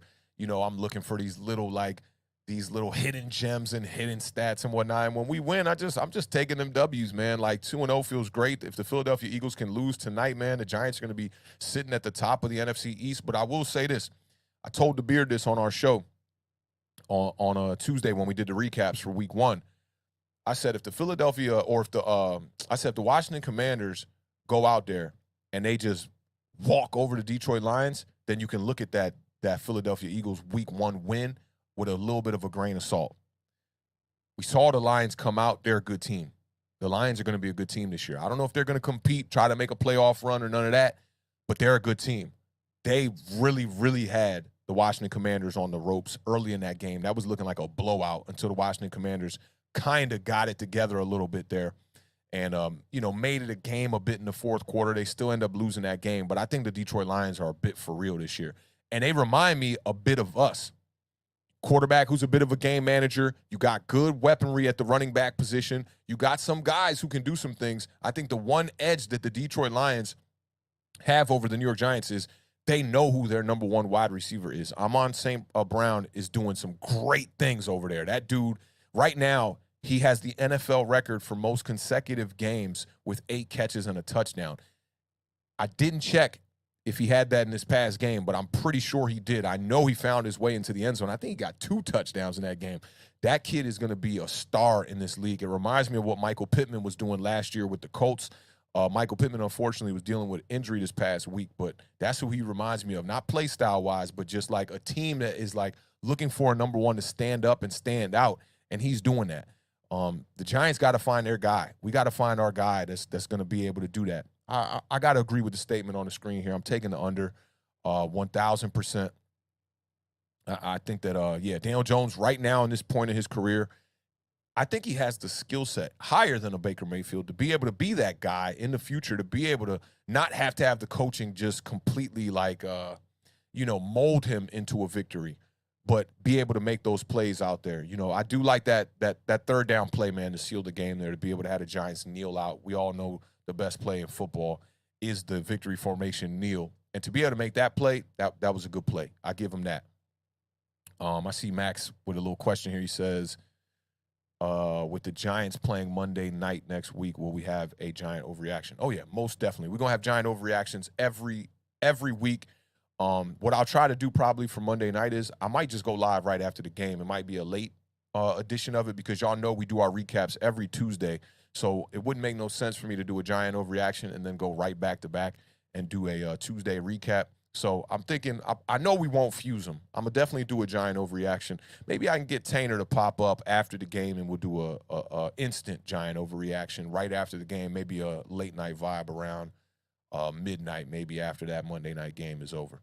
We'll see, though. Stay tuned. I'll definitely keep y'all in the loop. We appreciate all y'all showing up. Still got 100 in the building over here right now. But with this last one, man, yeah, I definitely agree with that for now. I think that, you know, Daniel Jones going to have to step it up. He's going to have to play a lot better for me to be like he's a guy that you can rely on him at the quarterback position to win you games.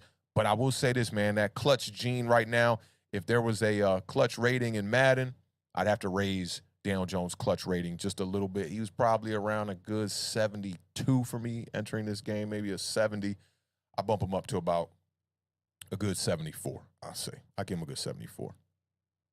So, yeah, man, those were the 4 Giant overreactions for today, man. Y'all know what it is, man. Awthentik and the Beard, man. We giving y'all 4 pieces of live content every week here on Awthentik and the Beard, the best division in football. Y'all know the NFC East is the best division in football.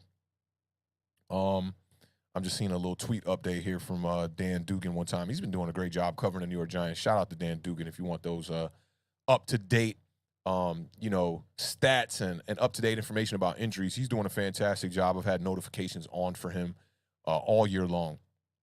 But before we get up out of here, man, let me see if y'all want to ask any questions. You know, moving forward from the New York Giants, I'm going to keep my eye on the chat one time. If y'all got any questions before we get up out of here, we'll answer those questions. Appreciate you, Word, man. Definitely hit that thumbs up. On the way out, man, y'all know what it is. Giant overreaction. The best division in football with your boys Awthentik and the Beard, man. Tomorrow we're going to be doing our recap. Make sure y'all stick around for that one. Check us out, 7 p.m. Eastern Standard Time. And shout out to the Beard, man, one time for reminding me that we got to do this this Manscaped read. I got to copy and paste that on these notes every week, man. I've been leaving that read off a little bit. But it's important that we get that out the way because Manscaped has definitely showed us a lot of love here at Awthentik and the Beard, man. And let's get a little backdrop from some Awthentik vibes one time. We'll go with this one here. Support for today's show with Awthentik and the Beard, the Giant Overreaction, is brought to you by Manscaped, who is the best in men's below-the-waist grooming. Their products are precision-engineered tools for your family jewels. Bars one time. Manscaped's Performance Package, the ultimate men's hygiene bundle. Join over 6 million men worldwide who trust Manscaped with this exclusive offer for you. 20% off and free worldwide shipping with the code AATB. That's the acronym for Awthentik and the Beard at manscaped.com. Get 20% off and worldwide free shipping with the code AATB at manscaped.com. Unlock your confidence and always use the right tools for the job with Manscaped. Y'all know what it is. Big shout out to Manscaped one time, holding us down. Let's see what we got here. I see Bubs is asking, what's our defensive rank? I'm not too sure, to be honest, right now. Maybe somebody in the chat can help us out with that one time. They got to be up there, man. This defense has done a fantastic job facing 2 of the best running backs in the NFL, man, in CMC and Derrick Henry in the first 2 weeks, coming out pretty much unscathed. I couldn't be more happier with this defense, man. We've been doing a fantastic job, man. So no complaints on that front. Wink Martindale doing his thing, man. Definitely representing heavy for the New York Giants. My homie from here, Kane, who's a MC, dope MC, he was like, told me just last week, man, you guys are extremely lucky to get a coordinator like Wink Martindale, man. He's a Baltimore Ravens fan. He said he definitely missed him.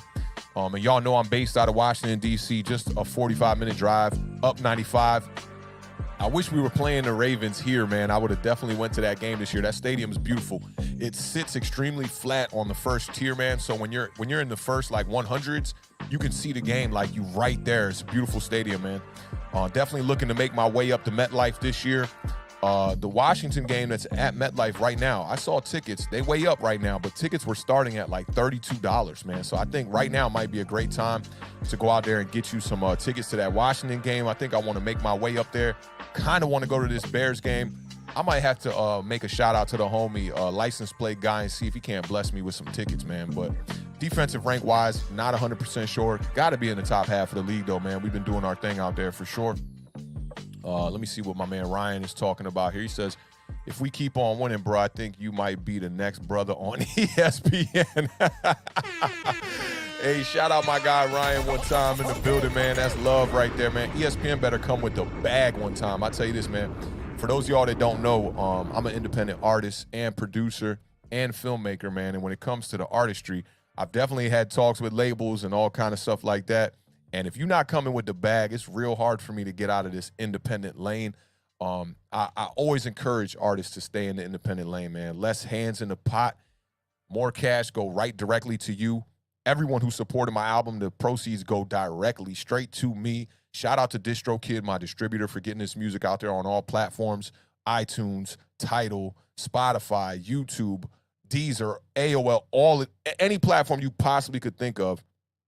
DistroKid hosts my album for a flat rate for the year, very cheap rate, under $100 for the year, which is amazing. And then all proceeds from my album go directly to me. To let the cat out the bag just a little bit here too, I'm working on a film for the Giants community that dates all the way back to last year. I don't want to tell you too much about the premise and the concept of it because I think it'll just like be a spoiler alert a little bit. But keep your eyes peeled, man. I'm going to be finishing off a film that's directly correlated with the Giants community. So yeah, definitely keep your eyes on that, man. I'm hopefully I can get that done. I made a promise to myself and to my girl that film will be done by my birthday, which is in July. So hopefully by the we get back around to like next season, we'll be debuting this film that I want to release, man. But yeah, appreciate that comment, Ryan. That means a lot, man. That means we're doing something good over here. Even though ESPN does a lot of bad, but at least you're comparing us to something that's on a professional level. Man, David said the Bears tickets sitting at like 200 plus right now. That's extremely high. Let me see. Shout out to Fuquay Steve one time in the building. Okay. That's a new face one time. He says, we sucked until Lawrence Taylor got here. Pitt sucked until Mean Joe Green. Got to be patient. We'll be all right. Yeah. Take a bar out of Kendrick Lamar. We definitely going to be all right. I definitely feel you on that. And I'm patient, man. I knew that when the football gods blessed us with the 2 Super Bowls in the 2000s, I was like, man, we might have to pay for that.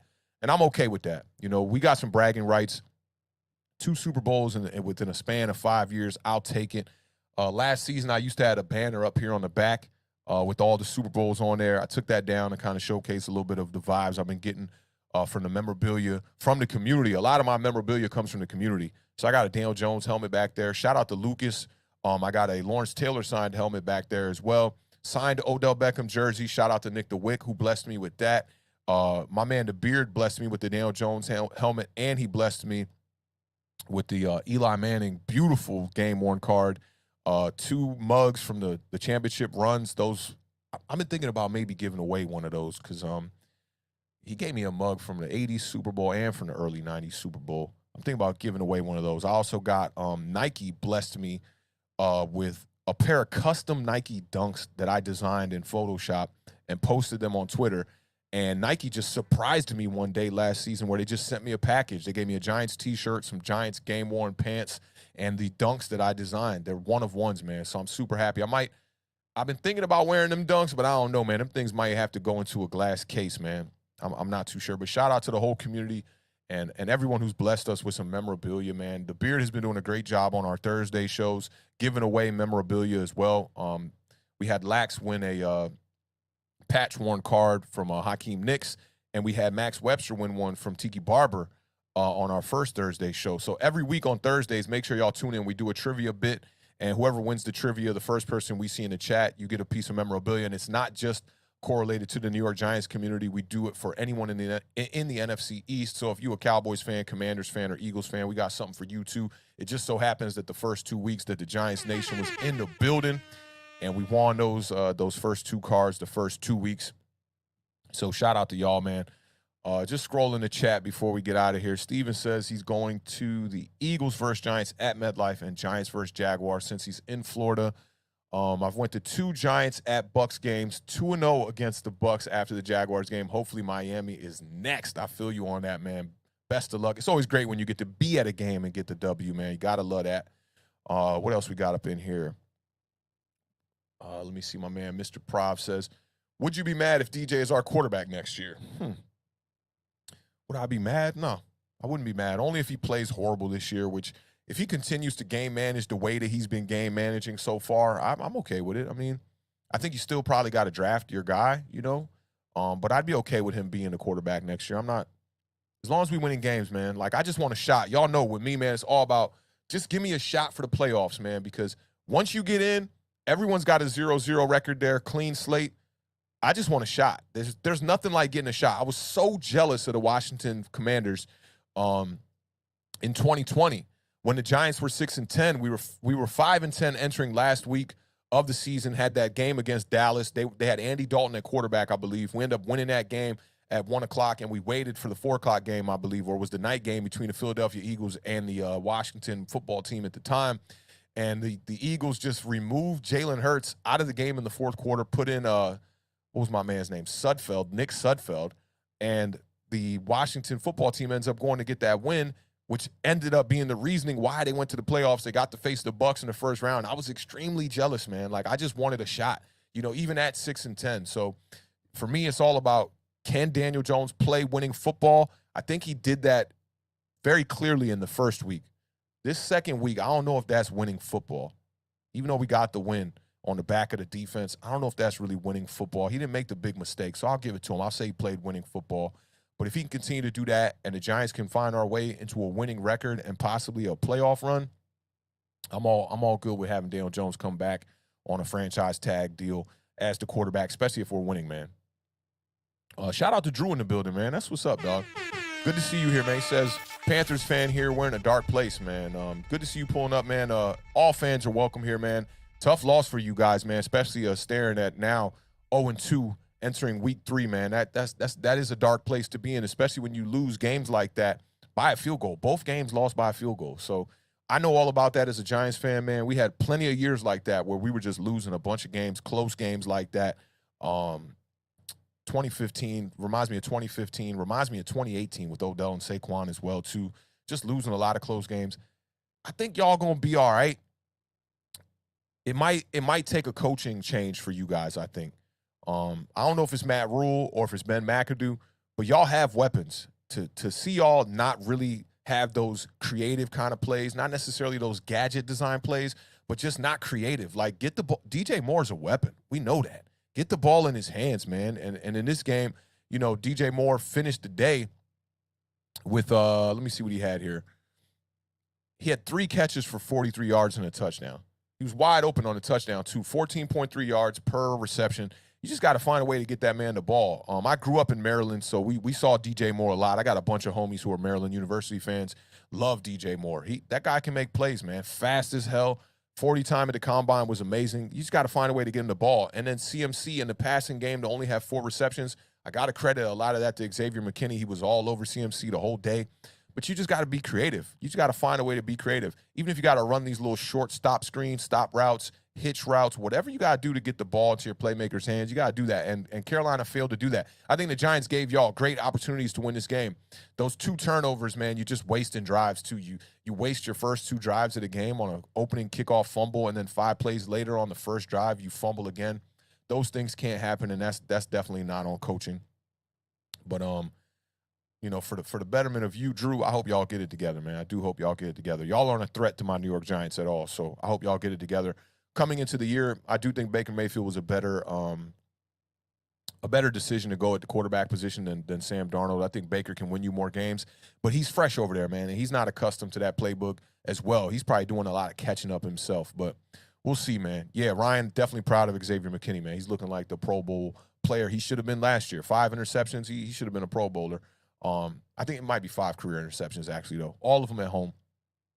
But, yeah, he should have been a Pro Bowler last year, and they snubbed him. Shout out to Isaiah Wyatt in the building one time, pulling up a little bit late with the glass of cognac one time. What's good, bro? I hope all is well. We're about to wrap this thing up here one time, man.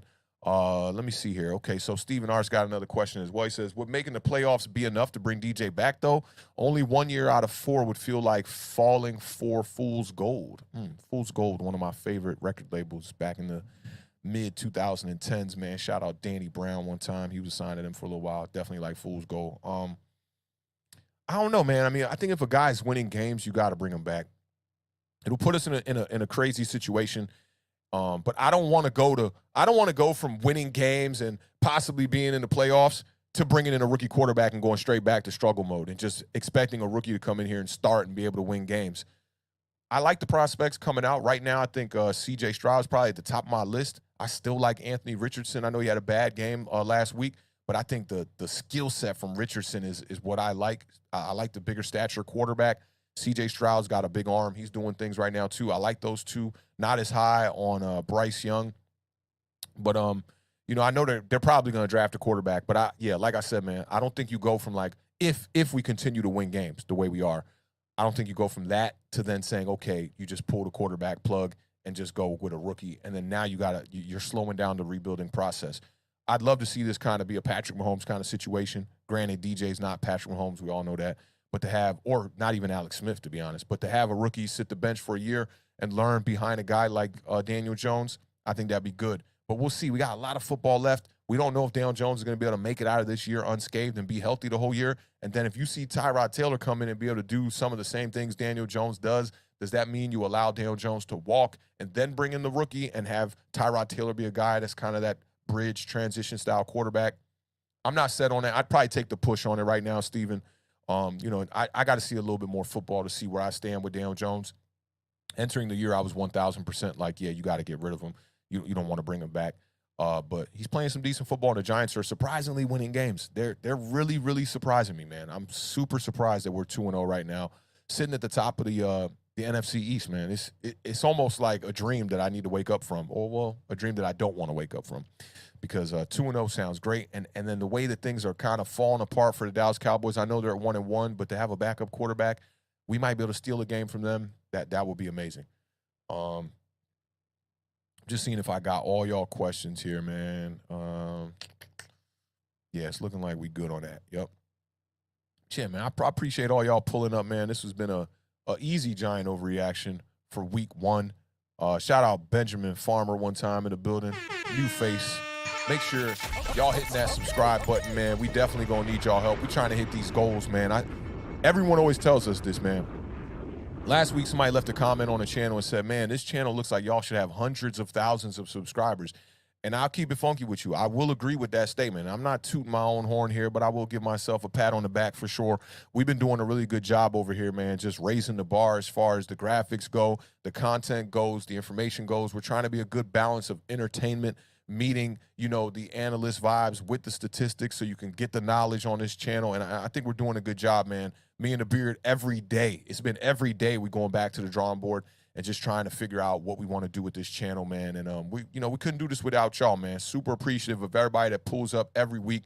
This Giant Overreaction show seems to be a hit with the community, man. A lot of Giants folks showing up. Definitely appreciate it. Shout out to the Beard one time, dropping them biceps, man. Left side in the building. Y'all know what it is. The strong side repping heavy in the chat. Okay. But make sure y'all check us out, man. Like I said, if you missed it, make sure y'all check us out tomorrow, man. We're going to be doing a deep dive on the recap, man. Shout out my homie Glock in the building one time.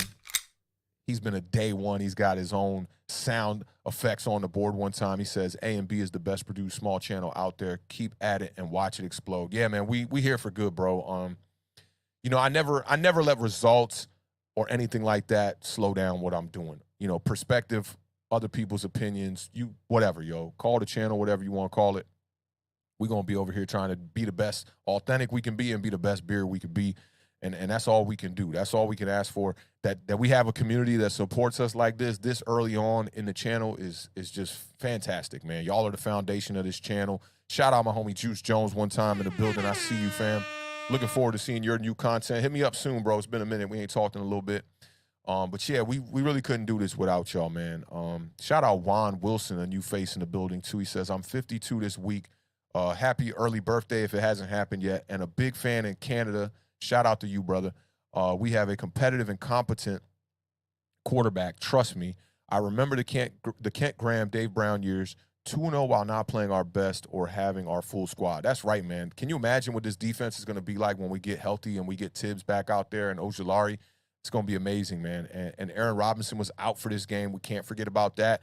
And these guys, man, they're really, really, really just honing in that saying next man up, because we've been seeing a lot of that. even when you bring the next man in, like a Cordell Flott, you see him get beat, and then it's next man up. Fabian Moreau comes in, and, you know, we didn't hear too much about people beating him in the passing game too much in that game. So I'm looking forward to it, man. It's great to start off 2-0, hoping things don't go a little bit sour. Shout out to Juan Wilson, man, and happy birthday. Everybody in the chat, send him a balloon emoji or something. Wish him a happy birthday. 52. That's major, man. That's OG vibes, man. You got about good almost 15 on me, man. I thought I was an OG sitting at 39. You a triple OG, Juan. Big respect to you, man. You've seen the ups and downs of the New York Giants team throughout these years, man. The Dave Brown and Kent Graham years for me are extremely blurry, because those were like my pivotal years when I was playing a lot of football. And I've been a Giants fan since about like 1989. And I wasn't, you know, I didn't have my eye on football in the best way back then. I was really focused on my own football career at that time. So I didn't get to see those Dave Brown, Kent Graham years that well. I remember them not being that great. But for my own good, I probably should just go back and just look at all those games over, man, and just study that era again. But happy early birthday again, man, and appreciate you pulling up, man. Welcome to the fan, man. Hope you hit that subscribe button, man. Hit that notification bell so you know when we go live. We're live every Tuesday, Thursday, 7 p.m. Eastern Standard Time. And Mondays, we do the Giant Overreaction, usually about between 1 and 2 p.m. We usually get started here. The last 2 weeks has been 1:15. We try to kind of just kind of wing that vibe of when that show starts, because I always tell people I base my opinion on looking at a lot of other people's opinions. I want to know all the opinions that are out there first before I jump out there. So I like to wake up Monday morning, especially after a victory, watch all my shows. Colin, you know, I watch a little bit of Skip. I watch all the dope Giants content creators. I'll get a hype vibe from Pizzle. I watch a lot of entertainer stuff. Tim from Online Big Blue, Bad Dog, Diggy, Talking Giants, The Hub. These guys are all lending their hand to the Giants community and doing a fantastic job. I'm just glad to be a part of it, man. So big salute to you, and welcome to the fan, Juan. Let me see if there's one more before we get up out of here. Hey, my man Micah's in the building, man. Hype Skate Team, we in the building. Micah, how you living, man? Me and my man Micah used to skateboard back in the day, man. Kick flipping, heel flipping, front side, all that stuff, man. Good to see you, man. I can't remember where you at these days. I think you was out in Canada last time I talked to you. But good to see you in the building, man. Appreciate the support, bro. Doing well over here, too. All right, so, and Drew says, man, you got a good approach to the content. Good luck with your season. Appreciate that, Drew, man. Thank you for showing up today. Who else we got here, man? We got, man, look at all this. It's a bunch of new faces. This is a great name right here. James Earl Moans. He said, be glad you missed them. Talking about Dave Brown and Kent Graham. Definitely, man. No Mets, no Nets, no Jets in the building, man. Salute to you, bro. Day one, I'm glad the beard got to meet you, man. Maybe one day we'll meet up and we can really do that. Cheers, man. Maybe have a good brewski or something like that, and watch a Giants game. Yeah, that's one thing me and the beard got to do. We got to do something locally where we get all our fans here to get together for a game, man. Maybe it's the tailgate. The Giants-Washington game is super late in the year, man. It's in December this year. So we're going to have to wait till that cold weather pops up. 10 or less NYG is in the building. Word said, do a kickflip. You will be surprised, man. Like, I still got some nice chops on the skateboard these days, man. Me and the beard both. Man, we were hitting a bank like just maybe like 2 years ago, 3 years ago. We haven't been skating as much lately. Been really busy, but about 2-3 years ago, we went back out there, kind of got out there. We were skating a bank, man. I was frontside flipping on the bank. The beard was doing some backside kick flips. I was doing 360 flips on a bank, which was something I could never do back in the day. Some fakey heels, man. Like, yeah, I'm a big part of the skate community. Still dressed this kind of way because of the skate community, always rocking my dunks and whatnot. Y'all know what it is, man. But, yeah, me and the beard, big skateboarders, man. We come from the OG days of, like, Trilogy, Mouse, you know, girl skateboards, all that. That was my vibe. Big time inspired by Keenan and Milton, skater for the Mouse or for the girl team back in the day, man. Rest in peace. He was a great skateboarder on the cutting edge, man. But, yeah, definitely a big skater. I'll do a kickflip on air for you one day, word, for sure. But, yeah, man, salute that all the Giants Nation in the building, man. Y'all know what it is, man. This was the Week 2 edition of the Giant Overreaction. I got some stuff to do here in the studio, man. I got a couple mixes I got to touch up on. I told y'all about that early on. And Glock said, wait, the beard skates? Yo, you'll be surprised, man. The beard, he's gutsy on the skateboard, man. He can do a lot, man. He can definitely do a lot. Awthentik, I get, but the beard will get caught in the bearings. No bull, yo. The beard his beard be get caught in the mic sometimes too, man. But yeah, man, yeah, we definitely both skate. Appreciate all y'all pulling up, man. Y'all know what it is, man. My G, I produce. Let me do your intro for free. Yeah. Let me highlight that one. Ryan, if you want to, man, definitely, man, shoot me an intro vibe for sure, man. We're always looking for stuff like that, man. Me and the Beard do all our graphics. We do all the production on this show, the intro, the outros, all that stuff, man. But yeah, produce something for us, bro. We'll definitely showcase it on the show for sure. Show the whole Giants Nation, man. Y'all know what it is, man. And he said guaranteed banger. I like that. Shout out Ryan, man. Already finding ways to lend his hand to the Awthentik and the Beard fam. We definitely appreciate that, man. Find me on Twitter, Ryan, if you haven't already. I'm just at Awthentik on Twitter. Let me show you how we spell things over here the correct way. Spelled like that, at AWTHENTIK. Y'all know what it is, man. Definitely appreciate all of y'all popping up for this week 2 edition of the Giant Overreaction. It's been nothing but love, man. All of y'all stayed throughout the whole entire show, man. I ain't gonna keep this one too long. Y'all enjoy the rest of your day, man. I mean, sitting here at 2-0, man. Who would have thunk? Who would have thunk it? I did pick the Giants to win both of these games, but I tell you what, if we didn't win week 1, I probably wouldn't have picked a week 2 win. I was very optimistic entering week 1. I'm like, this is the only chance we really got to be able to be this optimistic about a year, because we know, man, coming out of preseason, things weren't looking that great. It was looking just all right, and we kind of felt like it was going to be more of the same with the Giants, and we'd be probably sitting at 0-2 again. They were 0-2 for 5 straight years after 2016, so, I mean, I know the expectations weren't that high. Steven Arce is saying 3-0, big game. F the Cowboys. I'm right there with you on it, man. This is going to be a big game, man. Don't forget to tune in tomorrow. We're going to be doing the recap of this week's games, week 2. Then Thursday, right before the Thursday night matchup at 7 o'clock, we're going to be doing our preview for week 3. That's a big game. This is the first division game the New York Giants are going to have. We got to come out with a W, man. Again, salute to all of y'all in the building, man. Enjoy the rest of your week. Your victory week, I might add. Y'all know what it is, man, at Awthentik and the Beard here. Keep raising that bar. Keep chasing those dreams. Keep living those dreams in Technicolor, man. The universe flows in surround sound. Y'all know what it is. Shout out to Combat Jack one time. Y'all enjoy the rest of your Monday. I'm going to probably turn on a little Colin Coward here, get to these mixes, man, and just enjoy it, man. This is really great, man, to see my Giants sitting at 2-0. I couldn't ask for more, man. I really could not ask for more. Super happy to be sitting here at the top of the division. Big game tonight, too, man, between those Eagles and the Minnesota Vikings, who I'm extremely high on. I'm extremely high on the Vikings this year. I think that they're going to win that division. They're going to surprise a lot of people, man. So make sure y'all tune into that game. We're going to be going over that game and more on Tuesday's previews tomorrow, 7 p.m. Eastern Standard Time. Y'all know what it is. One more time, keep raising that bar for yourself. Keep living those dreams, man, in Technicolor.